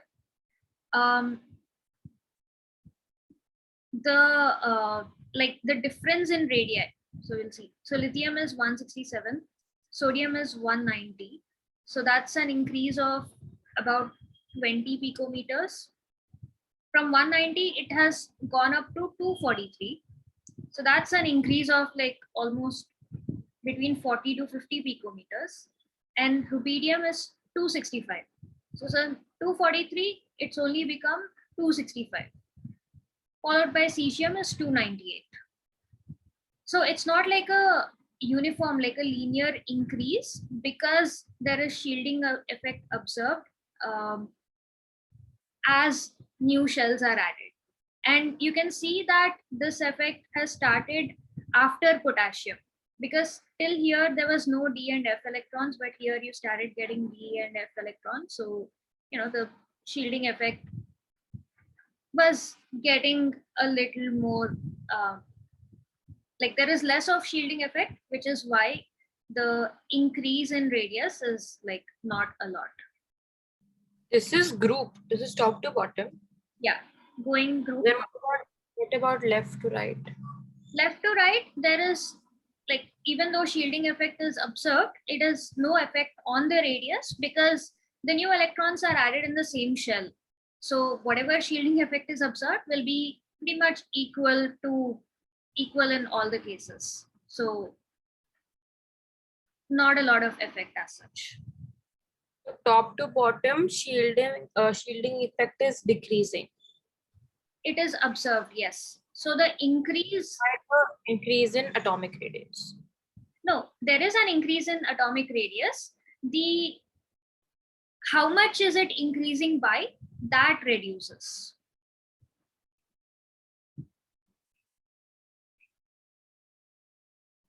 Could you repeat this one more time? Yeah, like top to bottom, obviously there is an increase in atomic radius because new shell is added. But because of the shielding effect, the increase in the radius, like for example, between sodium and potassium, is much larger than the increase in the atomic radius between like potassium and rubidium or rubidium and cesium.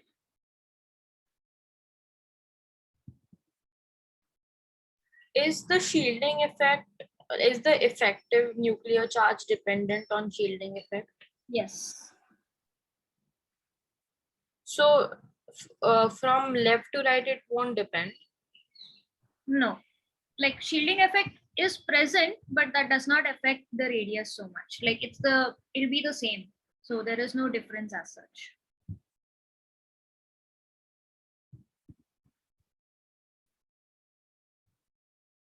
So the Z effective is not like the effective nuclear charge is not what do you call it, dependent or affected by the shielding effect in the same period. But once you change, you know, like in a group top to bottom, if you're comparing between like third period and fourth period, something like that, then it comes into picture, then it has more of an effect. So the number of electrons that are protecting the valence electrons from top to bottom are increasing because of the increase in the number of orbitals. Correct. And that's why shielding effect is also increasing. Correct.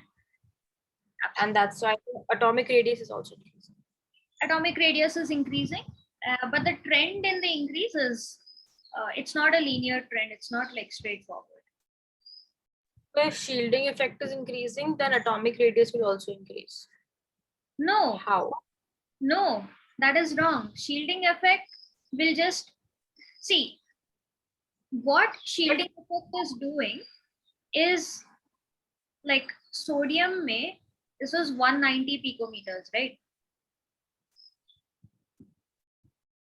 This is 190. Then if I look at potassium, this is 243.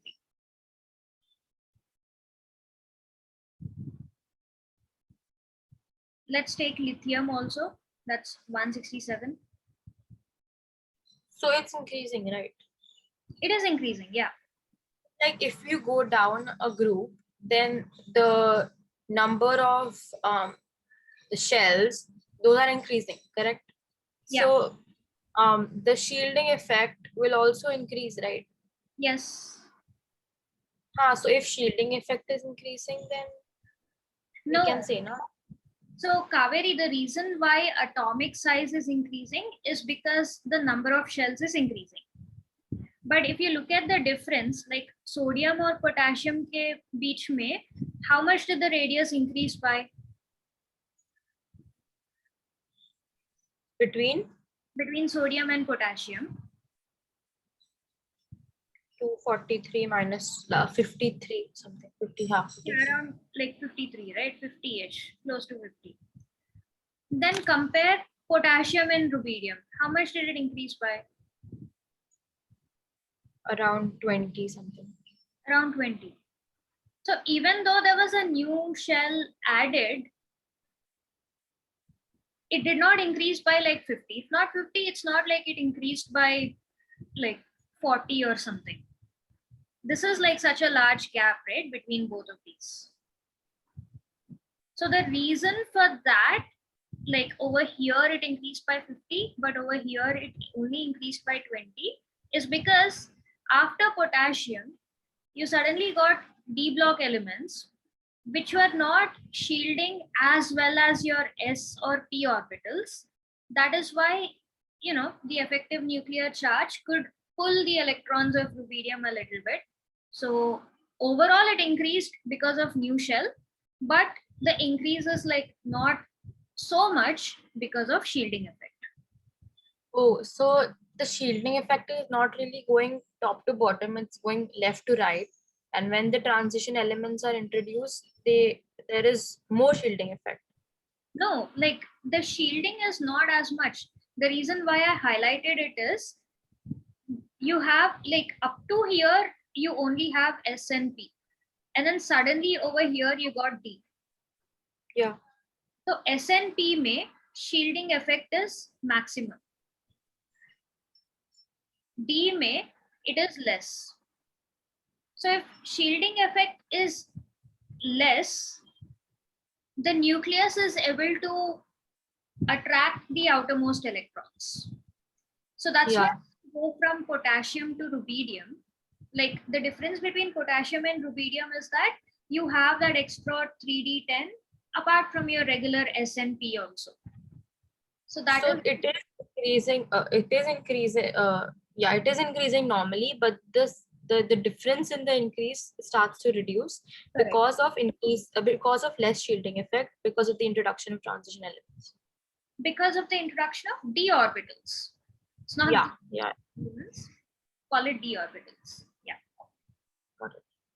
Yeah. So that. And then what do you think transition like in the d orbital, in the transition elements, the space like the difference is less as compared to the representative elements. Again, they're all being added in the same d orbital only, right? So when it comes to period, it's just normal number of protons in case. Yeah. Number of protons versus how far the electrons are. That's it. Got it. Okay. So that's all about atomic size. We discussed about what atomic size is, like how it is measured. You have different ways of measurement. And then we discussed the trends. So top to bottom, it increases. One special note is that because of shielding effect, the increase is not uniform. and left to right in a period, it decreases. Except, if you're considering van der Waals radius, then group 18 always has the highest atomic radius. Then we talk about ionization enthalpy. What is ionization enthalpy? Ma'am, could I ask a question about shielding effect? Yeah. So, yes, ma'am. So, for periods across the period, it is not that much of a difference. That is because like the amount of like the number of shells are same, and the previous like whatever is the shell is like having the same number of electrons, so that is why the effect remains almost same, right? Correct. Yeah. It's not a lot. Like there is decrease, but the decrease is not a lot because they're all in the same shell. So it's just the nucleus pulling them closer. And the literal meaning, if I would have to say, is that's because the electrons are actually reducing the pull from the nucleus, right? So if I had to put it there for the definition. Sorry? Literal meaning of? The shielding effect. Yes. So the inner electrons are blocking out the nuclear charge, basically. Yeah.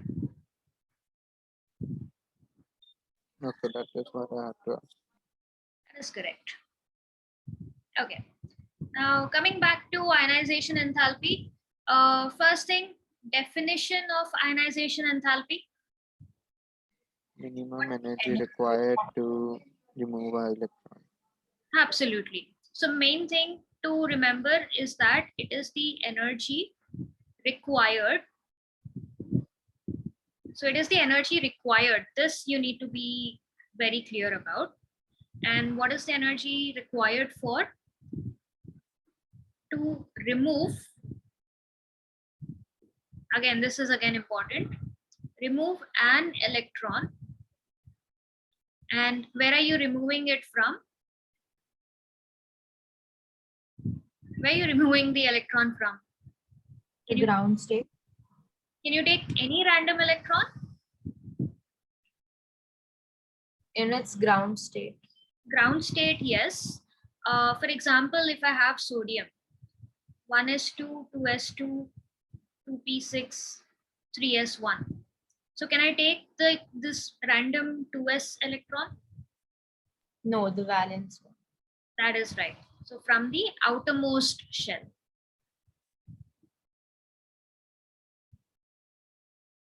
Ground state would be the 1s2, right? No, ground state is this.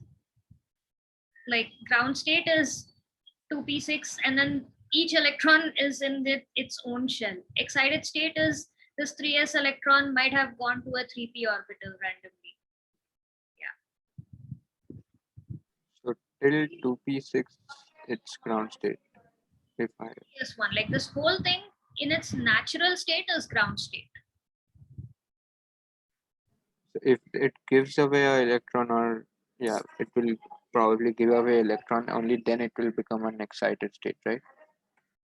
Yes. So giving away electron is excited state. Another example of excited state is having this configuration. Obviously, this is wrong. So that's why we call it the excited state. And then this 3p electron is immediately going to jump into 3s1. And that's how you get your spectrum. Yeah. So isolated gaseous atom in the ground state. So all these points are very, very important. Why it is important, it'll get clear when we start doing thermodynamics and actual physical calculations related to ionization. So one, it is the energy required, and it is the energy required to remove an electron. So if you are like adding an electron and you need to give it energy, that's not ionization enthalpy. Only to remove electron. Okay, you're not creating any anions here. You're removing it from the outermost shell, and it needs to be an isolated gaseous atom. So if you take solid sodium and then be like, I didn't spend any energy at all, like 3 joules and it came out, that's not counted. It needs to be an atom in the gaseous state of the element, and it needs to be in the ground state. Why gaseous state? Because these are the standards set so that like when you're comparing, how easy is it to ionize, let's say, iron versus copper. If you take molten copper and then compare it to solid iron, it's not a fair comparison because you give more energy to copper to get it in the molten state, right? So in order to standardize the measurement, you're just saying that, like once the atom is in the gaseous state, and then, like whatever energy is required to take that electron out, that is what counts under ionization enthalpy, nothing else. Okay, so this is all like these things are for standardization of it for fair comparison when you're comparing ionization values. But yeah, this is the definition. It's basically the energy required to remove an electron from outermost shell of isolated gaseous atom in the ground state. So any difference in these parameters, it will not be ionization enthalpy. So that's something that you guys need to pay attention to, like focus on. Okay. The factors that affect the trends of ionization enthalpy is, one, you need to see if there's any shielding effect in place. Like this comes into picture when you're comparing the ionization enthalpy or when you're trying to figure out the trend in ionization enthalpy. So shielding effect definitely plays a part. Then, Ma'am. Yeah. Ma'am, so when we go down the group, so it's easier to remove an electron, right? But I don't know if my understanding is correct or not. But then the shielding effect will itself also be like more, right? We'll discuss that. Like we'll do it. We'll take each trend one at a time and then discuss it further. So these are all the things that you need to take care of. Okay. So one is shielding effect. We just like studied about it. Next, the nuclear charge. Isolated gaseous atom, okay.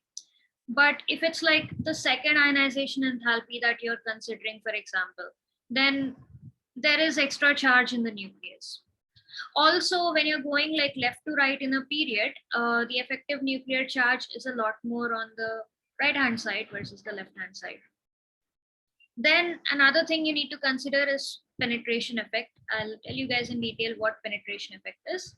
And the fourth thing you need to consider is the electronic configuration. So electronic configuration in the sense, remember half filled is more stable than incomplete, like partially filled. If it's like fully filled, again, that's more stable. So whenever you come across half filled, fully filled cases, that's going to produce an anomaly in the ionization enthalpy, because more stability, matlab, it's going to be more difficult to remove an electron. Okay. So coming to penetration effect.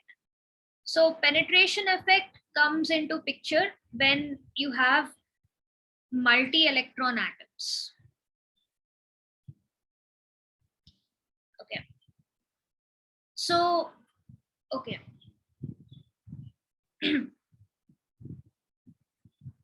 Penetration effect is it's similar to shielding effect. It is like related to shielding effect, wherein it depends on the orbitals. This also, like usually, like for example, let's say in the case of aluminium, you have NS2 NP1, right?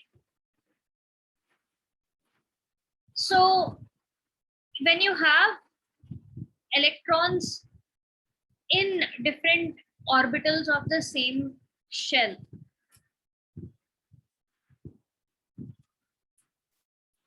so the penetration effect, like within the same shell for the same value of n,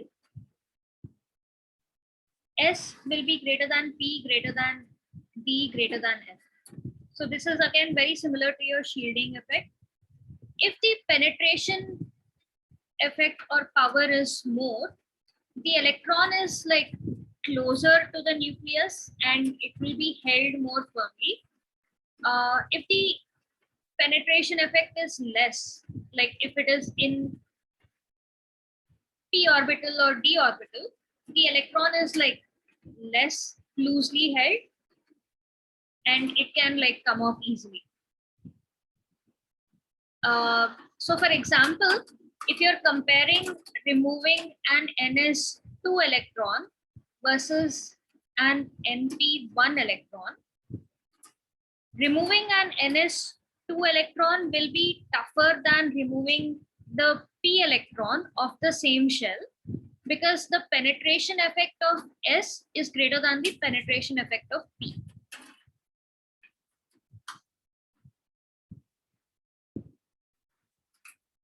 So, ma'am, then, so like back to my question, which is like similar to this only. So down the group, as you know, like number of shells increases.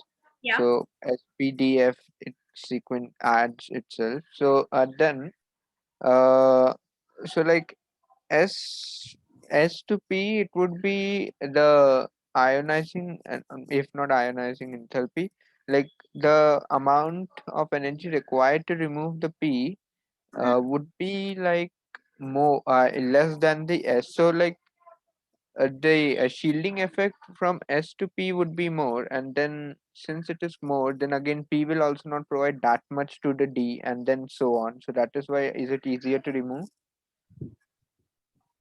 No, if you're talking about group, yeah, like let's discuss the trends right now. Ma'am, could you please go over shielding effect again? So shielding effect basically affects the nuclear charge. Shielding effect is inner electrons versus outer electrons. Penetration effect is similar to shielding effect, but in this case, you are comparing SPDF of the same orbital, like 3s versus 3p and 3p versus 3d, that sort of a situation. And in shielding effect? Shielding effect is, if I'm talking about 4s electrons, so inside, like before 4s, you would have 1s, 2s, 3s, 3p, 2p, all of this, right? So all the inner electrons shielding the outer electrons from the nucleus. Like you have the nucleus here, you have the outermost shell here, and then you have like a whole bunch of electrons here, right? You have your 1s, 2s, 2p, all of those. So them blocking out the nuclear's power is shielding effect. Them shielding the outermost electron from the nuclear charge is shielding effect. So how are these related to ionization enthalpy? We'll come to that right now. Okay. So we'll discuss like the general trend in a group and a period, and then there are certain exceptions coming because of these factors. So we'll take them one by one. So in a group, what is the trend of ionization enthalpy? Top to bottom, will it get easier to remove electron? Will it get difficult to remove electron? Easier. It'll get easier. And what would be the reason for it to get easier? The hold on that electron from the nucleus will be less. Correct. As the distance increases, the effective nuclear charge is decreasing. So in a group, so ionization enthalpy, if it gets easier, ionization enthalpy will increase or decrease? Decrease. Decrease. I'm sorry, could you please repeat? I think Your voice was cracking for it. So ionization enthalpy, when you go top to bottom, the distance between nucleus and outermost electron increases. So as Rishit said, the hold over the outermost electron decreases, nuclear charge decreases. That is why as it gets easier, the ionization enthalpy decreases. Stop. Huh? Just top to bottom. Yeah, top to bottom. And group left to right, ionization enthalpy.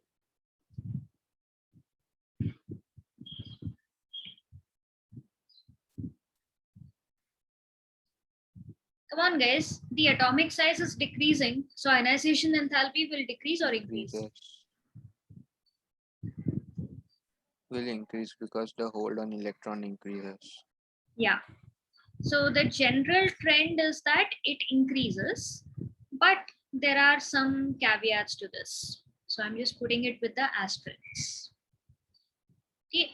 So one exception is if you compare the ionization of group 2 versus group 3.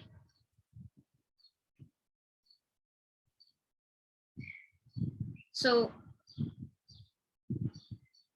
the ionization enthalpy of group 2 happens to I be think greater. the exception could be like the unpaired electrons or something like that, right? Half-filled, yes, It's we more, discuss them one by one. So yeah. one is, if you compare group 2 and group 3, even though left to right, it is supposed to increase, right?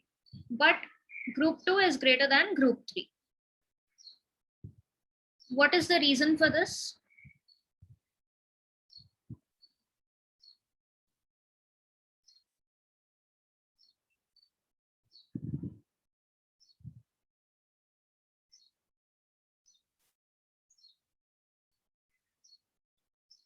Is that because of my reason which I provided? Close. So you are talking about shielding effect, right? But group 2 versus group, it's the same shell. So here we talk about the penetration effect. So in group 2, you are removing the NS2 electron. In group 3, you're removing the NP1 electron. Now, penetration effect of S is greater than penetration effect of P. Nothing but S electrons are held more tightly than P electrons. So if S electrons are held more tightly, like both of them belong to the same orbit, but S is held more tightly than P, so it is difficult to remove S. That is why ionization enthalpy of group 2 is greater than ionization enthalpy of group 3. So the reason is So penetration. the penetration effect is when, could you just repeat what was penetration effect? It's So, just the one line definition of it. so penetration effect is basically, okay, I'll tell it to you in a sentence, I'll read it out. So in case of a multi-electron atom, the order of penetrating power of different electrons of the same shell.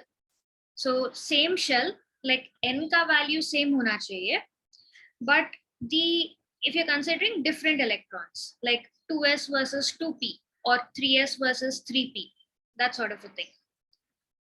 So that follows the order S greater than P greater than P greater than F. So if penetration power is more, the electron will be closer to the nucleus and held more firmly. So S electrons are held the tightest of all, followed by P, followed by D, followed by F. So, but the penetration means that it can go through it, right? I mean, it's the act. Yeah. Then how does it make sense for this? Like then it cannot go away because the hold is more. So that is like the opposite of what penetrate means, right? No, the penetration effect, like the penetration power of S electrons is most. So S electrons are held most tightly of all. Yeah. Please, sorry, but could you please repeat the group thing? As we go from top to bottom, what happens to the ionization enthalpy? Yeah, group में the ionization enthalpy decreases because it gets easier to remove the electron, and across a period it increases. Like that's because of increase in the number of shells. Yeah, so increase in the number of shells. So distance from the nucleus also increases. So the hold of the nucleus reduces. It gets easier to remove the electron. And then in the period, it decreases. Yeah, it's like it follows the atomic size. So opposite of atomic size, you can say. Size is smaller, ionization enthalpy is bigger.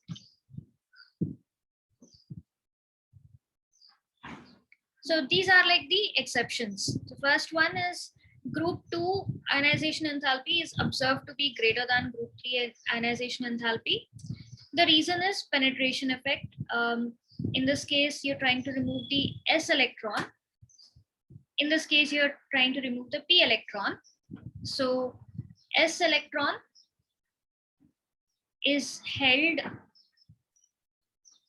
more tightly than p electron.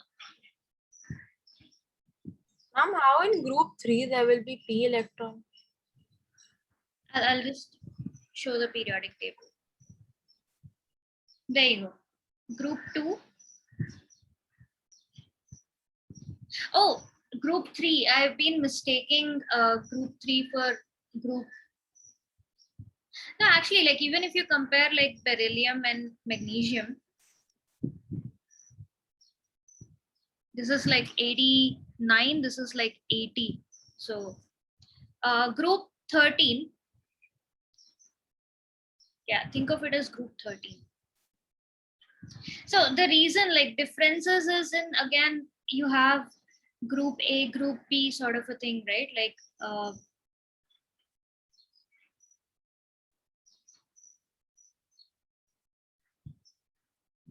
yeah, be it like group 3 or group 13, the reason, yeah, there you go.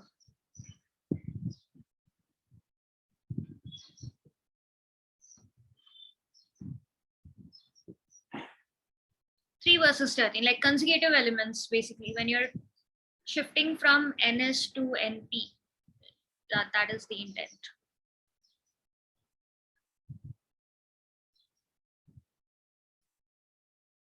What about D? D, again, it's not a comparison because here, again, it's a different thing that comes into picture. Like this is following the trend as expected only. Like calcium is 58 and scandium is 63. So the ionization enthalpy is like basically increasing, which is expected again. Okay, so we're discussing anomalies, and it doesn't make a difference in the case of D, because if you look at the first ionization, what do you call it? The first ionization enthalpy, you're removing the same electron. You're essentially removing the 4s2 electron only in all of these elements up to zinc. Over here, then you start removing the 4s3 electron.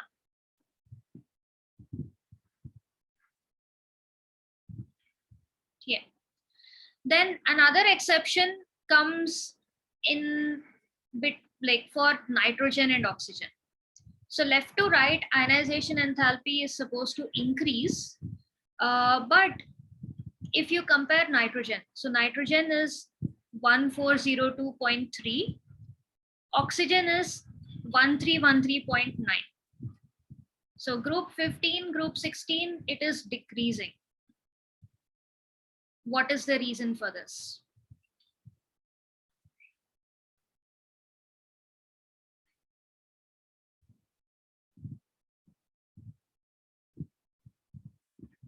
It's decreasing. It is supposed to increase, but it's decreasing. Why?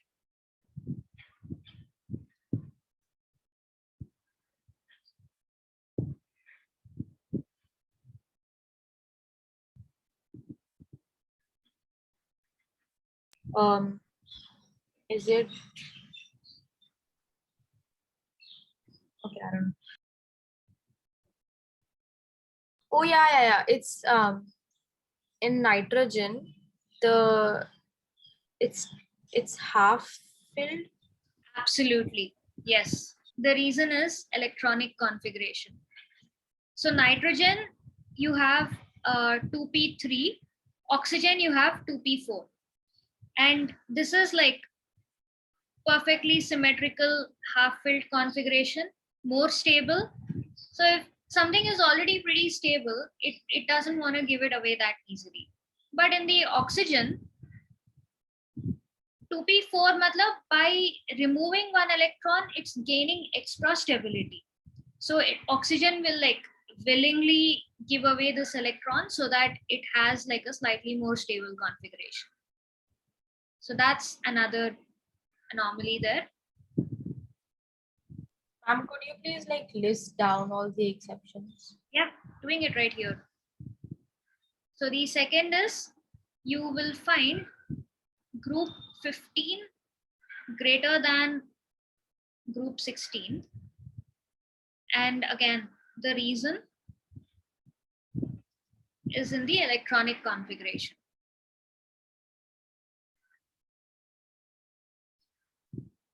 So what about the electronic configuration? So basically, group 15 has half-filled configuration.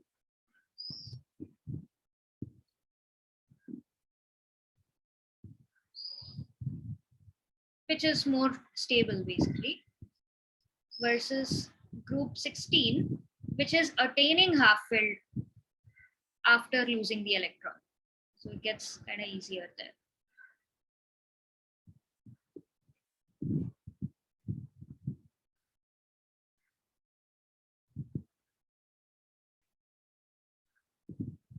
But like there must be so many like nitrogen, oxygen with some of them being half filled, so they wouldn't want to give it away. Yeah. So wherever you get this half-filled, full-filled, like, half-filled configuration, there will be a small anomaly there. So even within the block that way.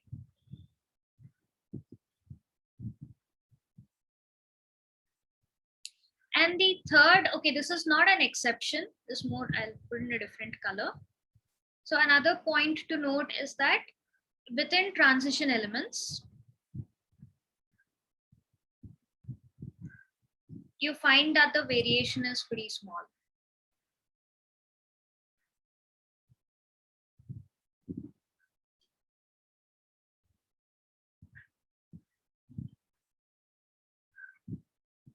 Here. Variation in terms of what? Again, we're talking about trend of ionization enthalpy, right? So left to right in a period, the ionization enthalpy is decreasing. But when you check the variation within transition elements versus like other elements of the same period, the variation is tiny. Again, this is like a combination of this thing, like the combination of nuclear charge and the shielding effect of the d electrons. Ma'am, the first case, group 2 is greater than group 13. Yeah. Wouldn't that be for all, like group 1 is greater than group 14, group 1 greater than group 17, whatever? Should it be for all? No. So the reason, like difference between group 2 and group 13 is because group 2 may you're losing ns2 electron, group 13 may using ns3 electron. If you compare group 1 versus group 2, in this case it is ns1 versus ns2. So a single electron can be lost easily. Losing 2 electrons is more difficult. So obviously group 2 is greater than group 1. It's an anomaly here because of the penetration effect. Like it's difficult to lose s electrons in general compared to p electrons. That is why group 2 ka will be greater than group 13. And then when you compare group 13 versus group 14, the trend is followed normally again, where left to right it's increasing. So group 13 will be less than group 14, then group 14 will be less than group 15. Here again, 15 versus 16, there is an anomaly for a completely different reason. So in this case, you're losing p electrons only. So penetration effect it'll be the same, like there is no effect as such. It's not going to cause a difference. But what is causing the difference in this case is the electronic configuration, because group 15 has half-filled configuration. I didn't understand the first case. See, overall trend going from left to right, the ionization enthalpy is supposed to increase, which is it increases because it's easier to lose the outermost electron as we go from left to right. No, Kaveri, think about it. As you go from left to right, will it get easier to lose electrons?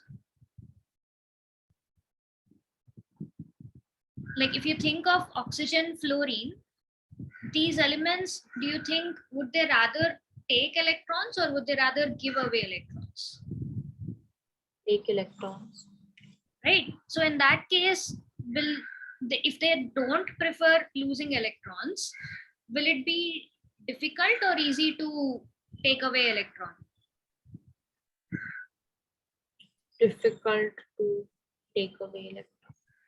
It'll be difficult to take away electron. Now, ionization enthalpy is the energy that is required to take away electron. Right? So if something is difficult, do you need to put more energy in it or less energy in it? Less. If something is if it's difficult, more energy. You have to put in more energy, right? So because it usually gets more difficult to take away electron, the ionization energy increases left to right. Okay. Special case, like special anomalies are when you compare, for example, magnesium and aluminium or beryllium and boron. So basically, if you compare group 2 versus group 13, the increase is not followed.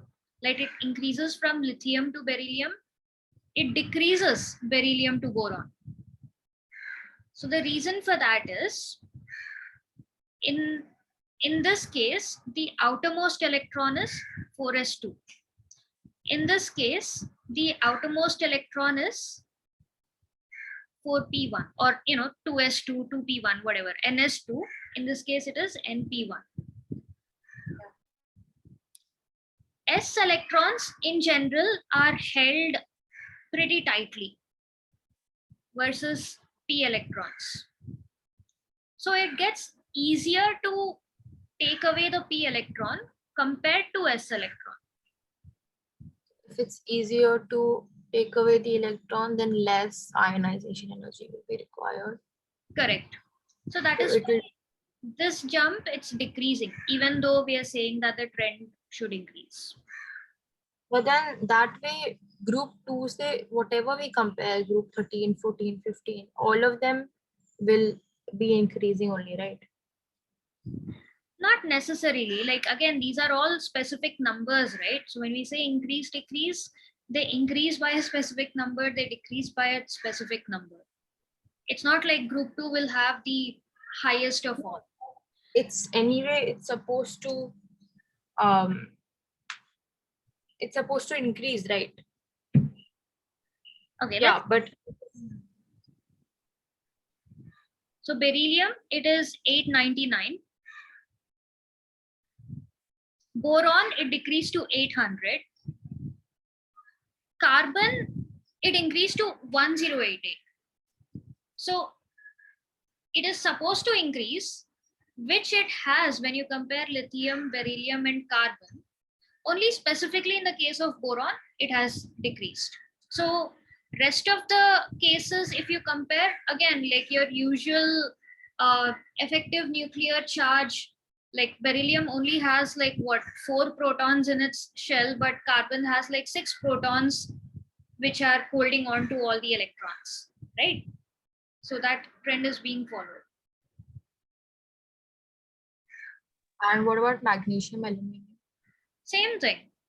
So magnesium is 737, aluminium is 577, which decreased. Silicon is 786. 737 versus 786. There has been an increase. So the penetration effect is not like, because now you have 2 electrons, like these are all np1, these are all np2, right? So you have 2 electrons, so like the equation changes. Like again, you have your inside effective nuclear charge coming into picture, and then like you already have ns2 np1, and then you're removing the np2 wala electron, that's the second electron. So The penetration effect in P is greater than that in S, right? That of F, right? S, right? S is greater than P. That is the reason only in group 2, group 13 that became important, that became significant. Oh, S is greater than P because it's harder to take an electron from S. Correct. Okay. Then silicon, okay. We said it's 786 ho gaya. Phosphorus is 1011, which is increasing, which is predicted. Sulfur became 999. So sulfur is less than phosphorus. Why?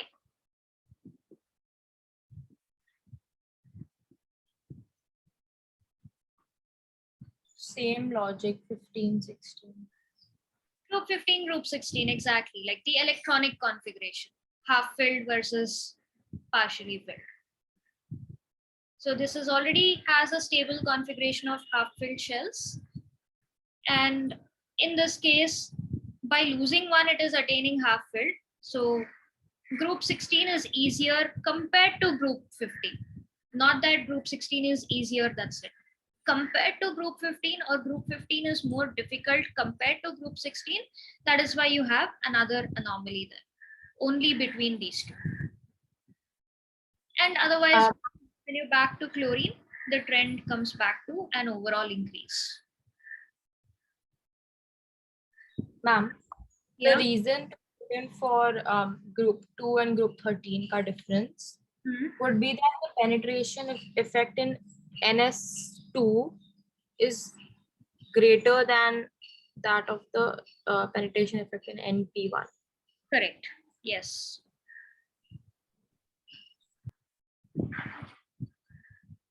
But why not NP2? I didn't get that. See, again, like it is, you have to consider all of the factors that are there. So overall, there's supposed to be an increase because your effective nuclear charge is increasing, because your atomic size is decreasing. Now, because there is this extra factor that's come into picture, it is overpowering all the others that are saying, no, ionization enthalpy should increase.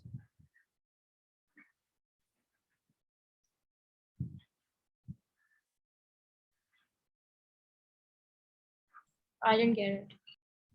What is the general trend when you go from left to right in a period? Increases. Why should it increase? Because it gets harder to lose an electron. Why does it get harder to lose electron? Because the nuclear pull increases.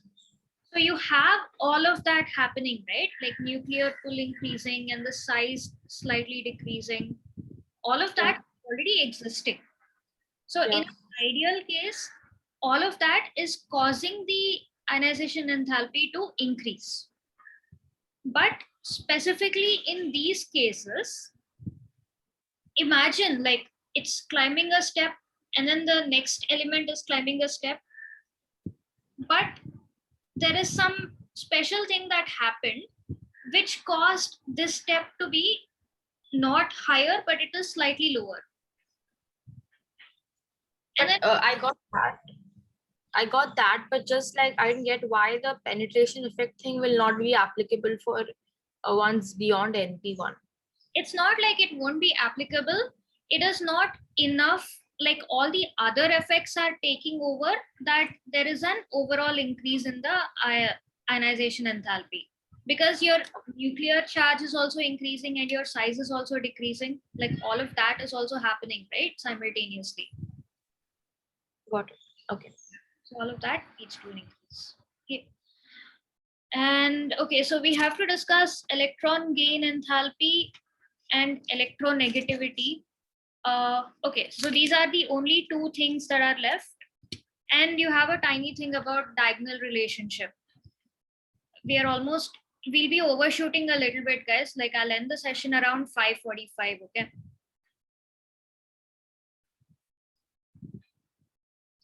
Rishit and Sanat, are you guys there? Yes. Okay, cool. Yes, ma'am. Could you just 1 second go back to the previous the whiteboard for slide? Yeah.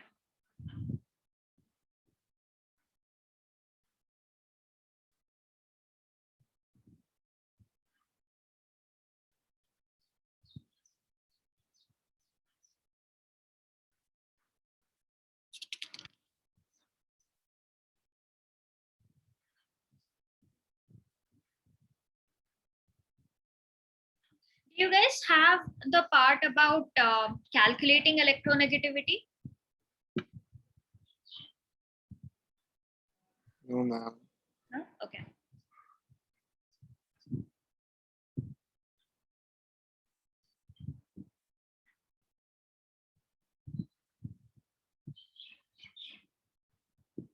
Okay. Can we resume, Kaveri? Yes, ma'am. Okay. So the third property we discussed is electron gain enthalpy. What is electron gain enthalpy?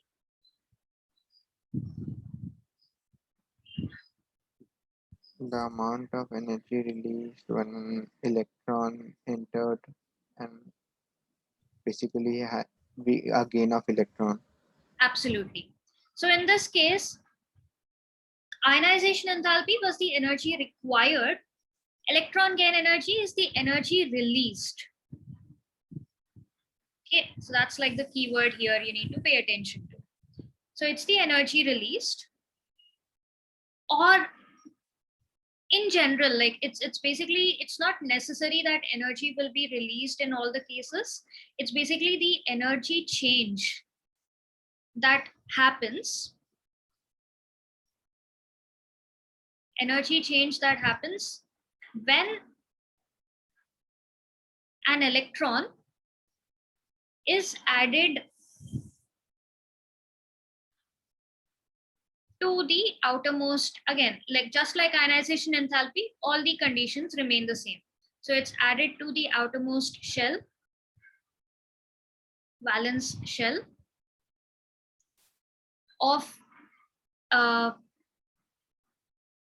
a gaseous atom in its ground state.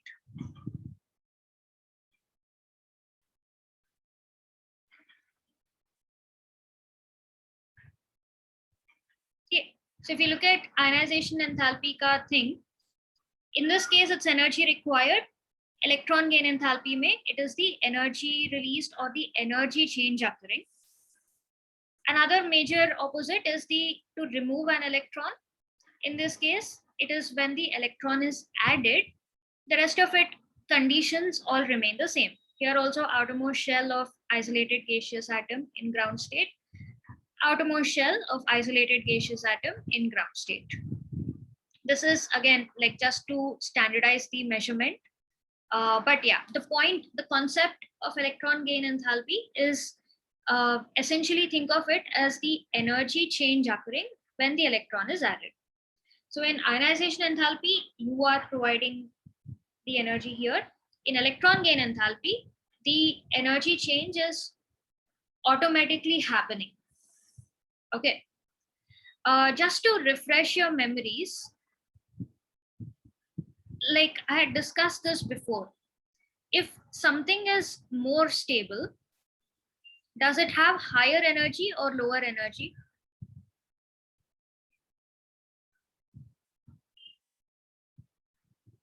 Lower energy. Lower energy because it does not have to react with anything. The reasoning is a little fuzzy, but yeah, you're right. More stable means lower energy. Less stable means higher energy. Okay. So just knowing this will help you figure out electron gain enthalpy, like whether it's going to be high, low, positive, negative, all of that stuff. Okay. Ma'am, Yeah. so since it has to be in ground state in order for electron gain enthalpy to happen, so after the element or whatever gains the electron, then it becomes an excited state, right? Because it gains an electron. An ion itself. Excited state is when the already existing electron is like jumping energy levels. Again, right? Existing electron, if it jumps into a different shell, that is like difference between ground state and excited state. So if an electron leaves or comes to the element, so it does not change the ground state, so nothing happens. It has nothing to do with ground state or excited state now. So loss and gain is not related to the ground state. No. Like there'll be change in the values, but the definition of being in ground state, excited state, that's not related to gaining, losing electron at all. Excuse me, ma'am. Yeah. So like in ionization enthalpy, we had like first, second, third ionization enthalpy. Yeah. So do we have anything similar in electron gain? Yeah, definitely, because you do have atoms like oxygen and nitrogen gaining more than one electron, right? So that's definitely measurable and that definitely exists. Yes. Okay. But right now we'll be counting or considering just the comparing the first electron gain enthalpy only. Okay. Quick thing related to this particular thing. So we're talking about enthalpy change, right? So any kind of change is represented by delta. Specifically, if we are talking about enthalpy change, it is represented by delta H. H is the variable we use for enthalpy. Like length ke liye you have L, breadth ke liye you have B, right? So that way, when we're talking about enthalpy, any sort of enthalpy, it is represented by H. So energy can be released or absorbed. So basically, if there is a change in enthalpy, so delta H, if delta H less than 0, what does this mean?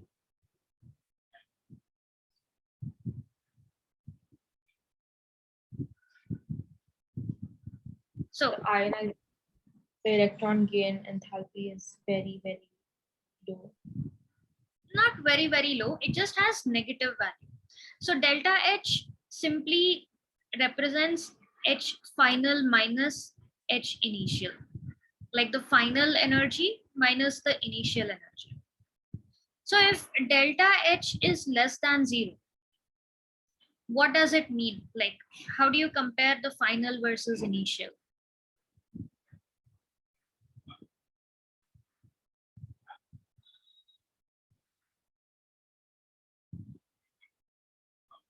So when you subtract two things, when do you get a negative answer? When we When the subtract it first with number the is bigger number smaller. than the first. Correct. The first number is smaller than the second. So delta H less than 0 matlab, what can you say about final and initial values? Final would be more negative than the initial.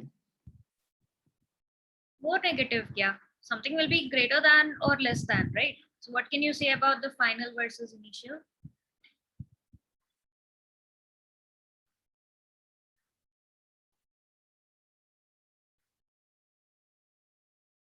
Come on guys, delta H is less than 0. So final क्या होगा, initial क्या होगा?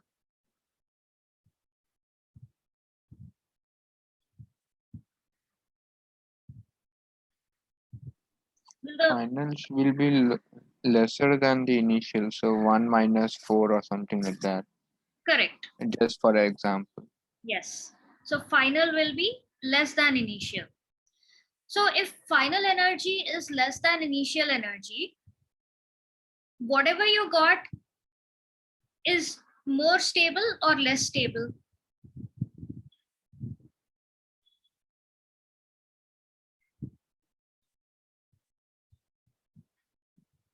So initially, Less stable, I guess, since 0 will be the most stable. okay, no, don't assign random values like that, Rishit. So this is the process, right? So you have an atom, you're adding an electron, and what you get is an anion. So initially, whatever energy this had is H initial. Finally, after the process got over, whatever energy this has is H final. So delta H is basically the difference of final minus initial. So Technically, it would get more stable since it's gaining electron to get stable. not necessarily. This is any atom. It could be sodium also. It could be neon, for example. This is all theoretical we are talking about. Okay. In this particular scenario, we said that delta H is less than 0, which means that final enthalpy is less than initial enthalpy, right? That much you guys were able to reduce. So if final enthalpy is less than initial enthalpy, has A become like, is A minus more stable or is A more stable?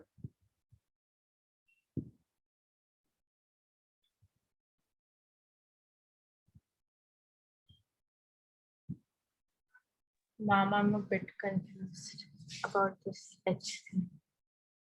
We're going step by step. So Kaveri, H simply means enthalpy. That's just a alphabet we're using to talk about energy, the enthalpy. Okay. What is like final initial? Step by step. This you're clear with. If something has lower energy, it is more stable. If something is higher energy, it is less stable, right? Okay. Electron gain enthalpy is the energy change when an electron is added to a neutral gaseous atom in ground state, right? So basically the process that's happening is when A is gaining an electron, it forms an anion. The energy change during this process is electron gain enthalpy. So I just put it in terms of values. So this physical process. So I'm saying the initial energy when A is a neutral atom, the energy that it has, I'm calling it H initial. And after it gained atom, whatever energy it has, I'm calling it H final. Now, because I added an electron, there was a change that happened. There is a change in the energy between H initial and H final. So whatever change that happened, I'm calling it delta H. So delta is change in anything. And how do you measure change? You find out how much it has changed from the initial. So that's final energy minus initial energy. Yep. When we do HI, so why are we including the electron in it? Why not just A? Whatever, initial, like I just drew a bigger bracket. Okay. Point is HI is initial energy. Now, I'm saying case 1 is when delta H is less than 0. What does that mean? Which is higher, initial energy or final energy? Initial energy. Why? Because it's in negative. if the delta H is smaller than 0. So if you're getting a negative value, HF minus HI, which should be smaller? 3 minus 1 will give me lower value, or 1 minus 3 will give me a negative value? 1 minus. HI would be more, right, than HF. Correct. So HI will be more than HF. Does that mean? Fine. Okay, yeah. Yeah. So which would be more stable, A or A minus? According to that logic, like less lower energy means more stable, then it would be HF. Correct. So whenever you get the electron gain enthalpy in the negative value, when delta H is less than 0, that means that particular atom forms a stable ion.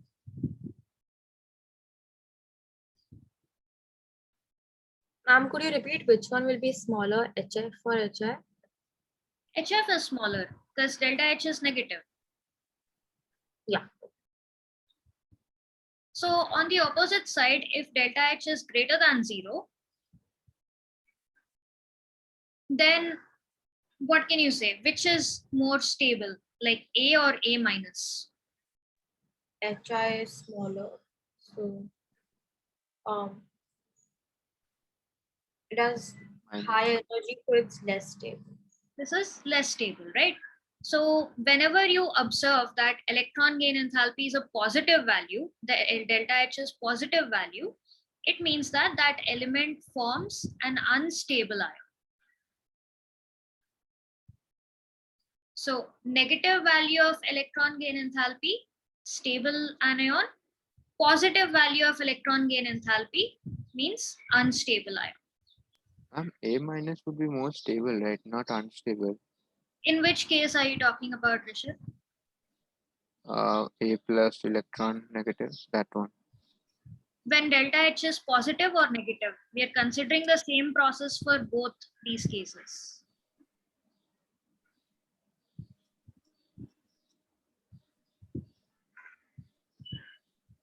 Okay. Then The process of, what did we consider for that one? Yeah. This one, what did we consider? you can see it right here, Rishit. So this is the process that's happening when electron is added. So I've added an electron to an atom. Now, A minus can be either stable or unstable. Like if I add an electron to a noble gas, to neon, it's already having an octet configuration. It's not going to be stable, right? So any minus is going to be unstable.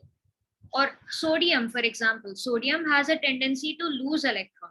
So instead, if I force it to gain an electron, it's going to be unstable, right? So from the values of electron gain enthalpy, from delta H values, you'll be able to figure out if that particular element is capable of forming a stable ion or an unstable ion. So if delta H is less than 0, that means that it forms a stable ion because A minus ka energy is lesser than A ka energy.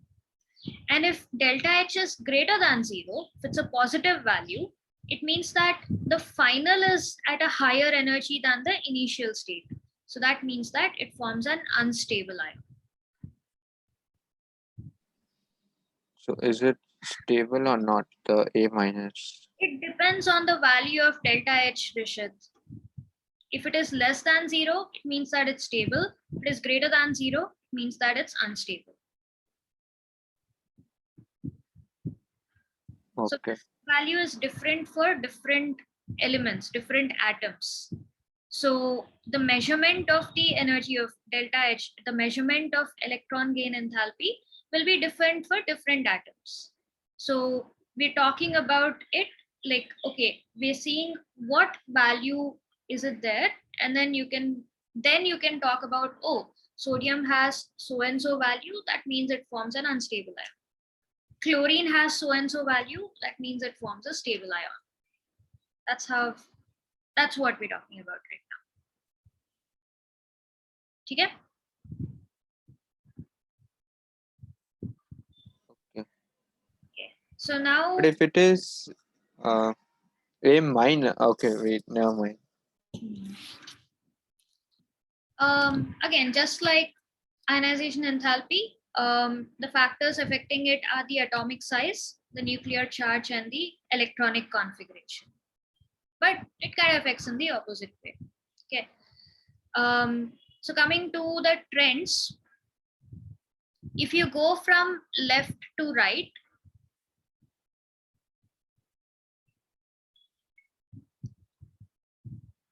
so let's look at the actual values here. So I've chosen electron affinity. These are the colors. Okay. So the darker it is, the more is the value, the lighter it is, the less is the value. So what do you observe about the electron? It's like light, dark everywhere, scattered. It's a little scattered, yes. It like increases, decreases, increases. So for some of the elements, it's like it just says 0. So wherever it says 0, right? Like for example, beryllium and magnesium,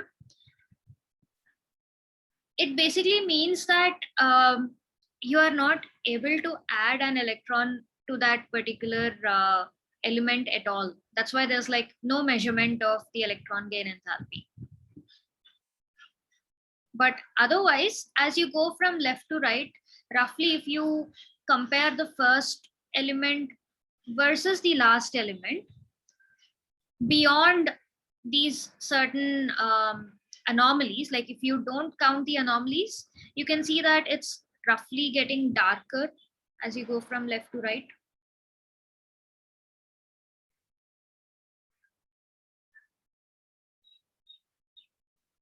So yeah, so generally the electron gain enthalpy, we say it gets more negative as you go from left to right.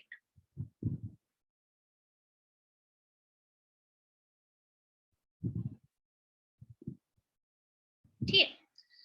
More negative means one negative value already means that it forms a stable ion. But if the numerical value, like if the negative value itself is larger, like larger is the negative value, more stable is the ion. Like for example, if you consider minus 100 kilojoules versus minus 2000 kilojoules, an element that has this value will form a more stable anion compared to an element that has this value.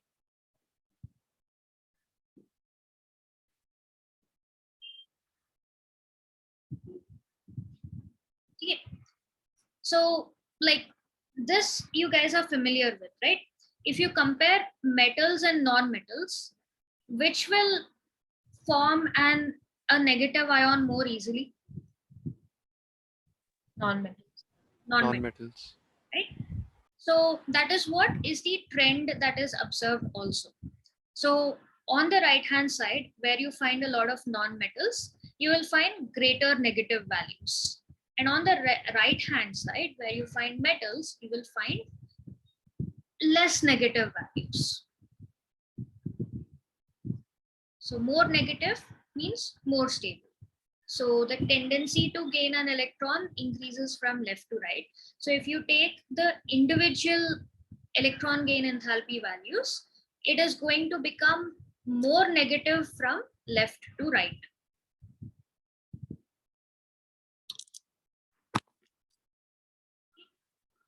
And same exceptions as with ionization enthalpy, where group like in the case of group 2 and group 15, you'll have low values. In that table, you saw that group 2 was like basically 0. The reason being, again, like they already have half filled or fully filled orbitals. Like they're already like, yeah, we're full, we're happy, we're stable. So we don't want to take another extra electron. Yeah. Group 18 is the one that has positive values, if they have values at all, because noble gases,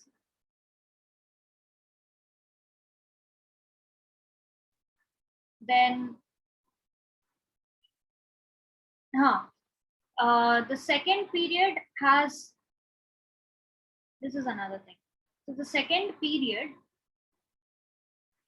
has less negative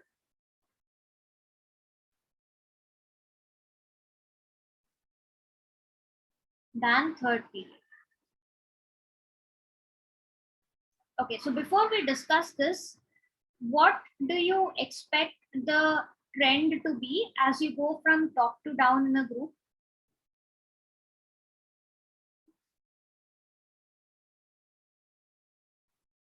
Less negative maybe because the gain enthalpy decreases. That is correct. But why is it, wait, not decreasing, less negative, the second period elements are less receptive to the electron than third period elements. Wait, I'll just show it to you. Yeah, so if you compare second period, like famous example, like fluorine and chlorine, if you compare, which do you expect would have a higher electron gain enthalpy? Which would be more receptive to an electron? Chlorine. That is what you'd expect, right? But if you compare the values, fluorine is at 328 kilojoules per mole. Chlorine is at 349 kilojoules per mole. So chlorine ka value is clearly greater than fluorine ka value. Why is that so? I think it's again half filled shells or something like that. Think about it, Rishad. All of these have the same electronic configuration. What is the only thing changing between fluorine, chlorine, bromine, iodine? Number of shells. Number of shells, right? So how many shells does fluorine have?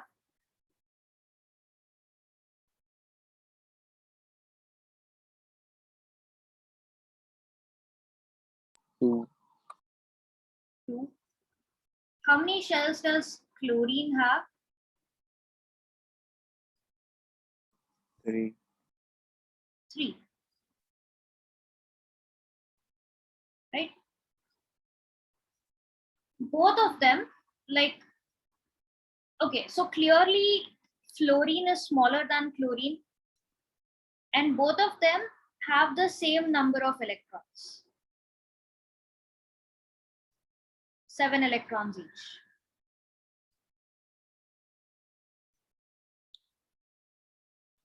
So if I were to add the 8th electron, I can add in both of these cases. Now in fluorine, because of its small size, the electron will face repulsions from the already present electron, which is not a problem in the case of chlorine.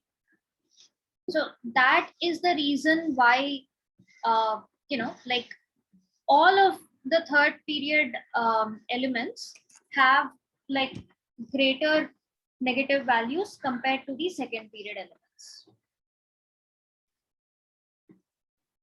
Or second period elements have less negative values compared to the third period elements.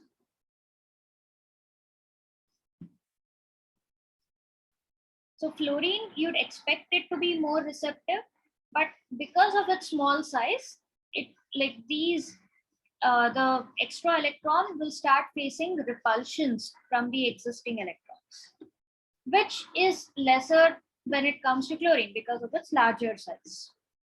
So that is why the electron gain enthalpy of chlorine is more than the electron gain enthalpy of fluorine.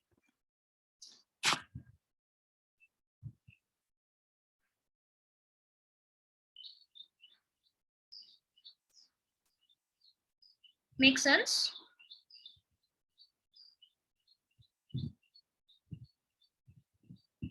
Yes, ma'am. Right. Yeah. So that is like those are like the few anomalies coming to electron gain enthalpy.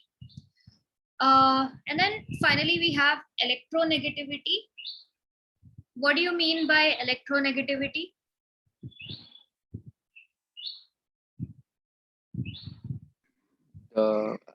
In comparison between two elements, the element which pulls the electron more or wants to get the electron more. Correct. Okay. So it is the tendency of an atom to attract a pair of electrons, a pair of bonded electrons towards itself. And based on this trend, again, so because this is purely a tendency, electronegativity is not a physical value. Okay. So you can see like the trend is exactly as you'd expect. So top to bottom in a group, what do you expect the electronegativity to be? Decrease. It will decrease because Number of shells increases and the pull decreases. correct. So the nucleus is not strong enough to pull the pair of electrons because larger character distance. Then across a period, what do you expect would happen? Electronegativity? Increase. Absolutely right. Increases. Reason being? Since the number of since the nuclear charge, nuclear pull increases, so it's harder to give up electrons. Yeah, has a tendency to increase. And this is like unlike the electron gain enthalpy, as expected, fluorine is the most electronegative element in the whole of periodic table, and least electronegative would be cesium. In fact, it's like almost electropositive if you don't count like any of the noble gases, because noble gases, yeah, they don't have any tendency to pull electrons or give away electrons. They don't participate at all. Ma'am, then why are krypton and xenon like not completely black? The reason is that krypton and xenon. Okay, fun fact: fluorine is so electronegative that, especially oxygen and fluorine. Fluorine is first, oxygen is second in the whole periodic table. They are capable of forming compounds with krypton and xenon also. And krypton and xenon do end up forming compounds with these elements because in the case of helium, neon, argon, they are like really small atoms. But krypton and xenon, they are large enough that the nucleus doesn't have enough of a pull. The outermost electrons do get shared with the bonded atoms, which are basically oxygen and fluorine. They don't form compounds with anything else. Krypton doesn't even form compounds with oxygen. It forms compounds only with fluorine. So whatever electronegativity value is calculated, it is calculated in relation to fluorine, only in these situations. Xenon forms a compound with fluorine as well as oxygen. Yeah.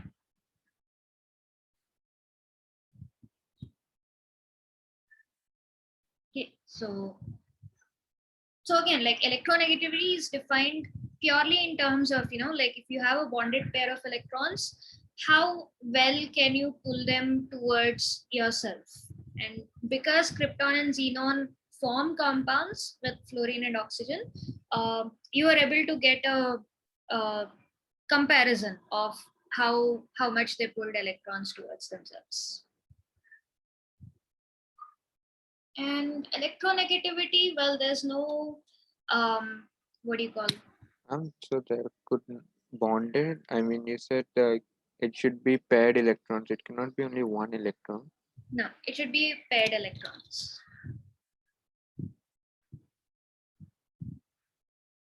Okay. So even though electronegativity is like just a tendency, like the only way you can get values of electronegativity is by comparing different elements based on the compounds that they form. So artificially, fluorine was given a random value of 4. So there's two scales. There's Pauling scale, Mulliken-Jaffe scale. They just came up with arbitrary formulas of their own, and they assign fluorine to be a random value. I don't remember which scale it is in, but one of the scales, fluorine is randomly attached the value of 4, and all the other elements are calculated in like relative to fluorine. So if 4 is the maximum, then based on how much weaker the pull is, like it has that much of a lower value, kind of like that. Yeah. And that is the that is the end of the chapter, you guys. So the main properties you had were atomic size, ionization enthalpy, electron gain enthalpy, and electronegativity. Okay. What I would suggest is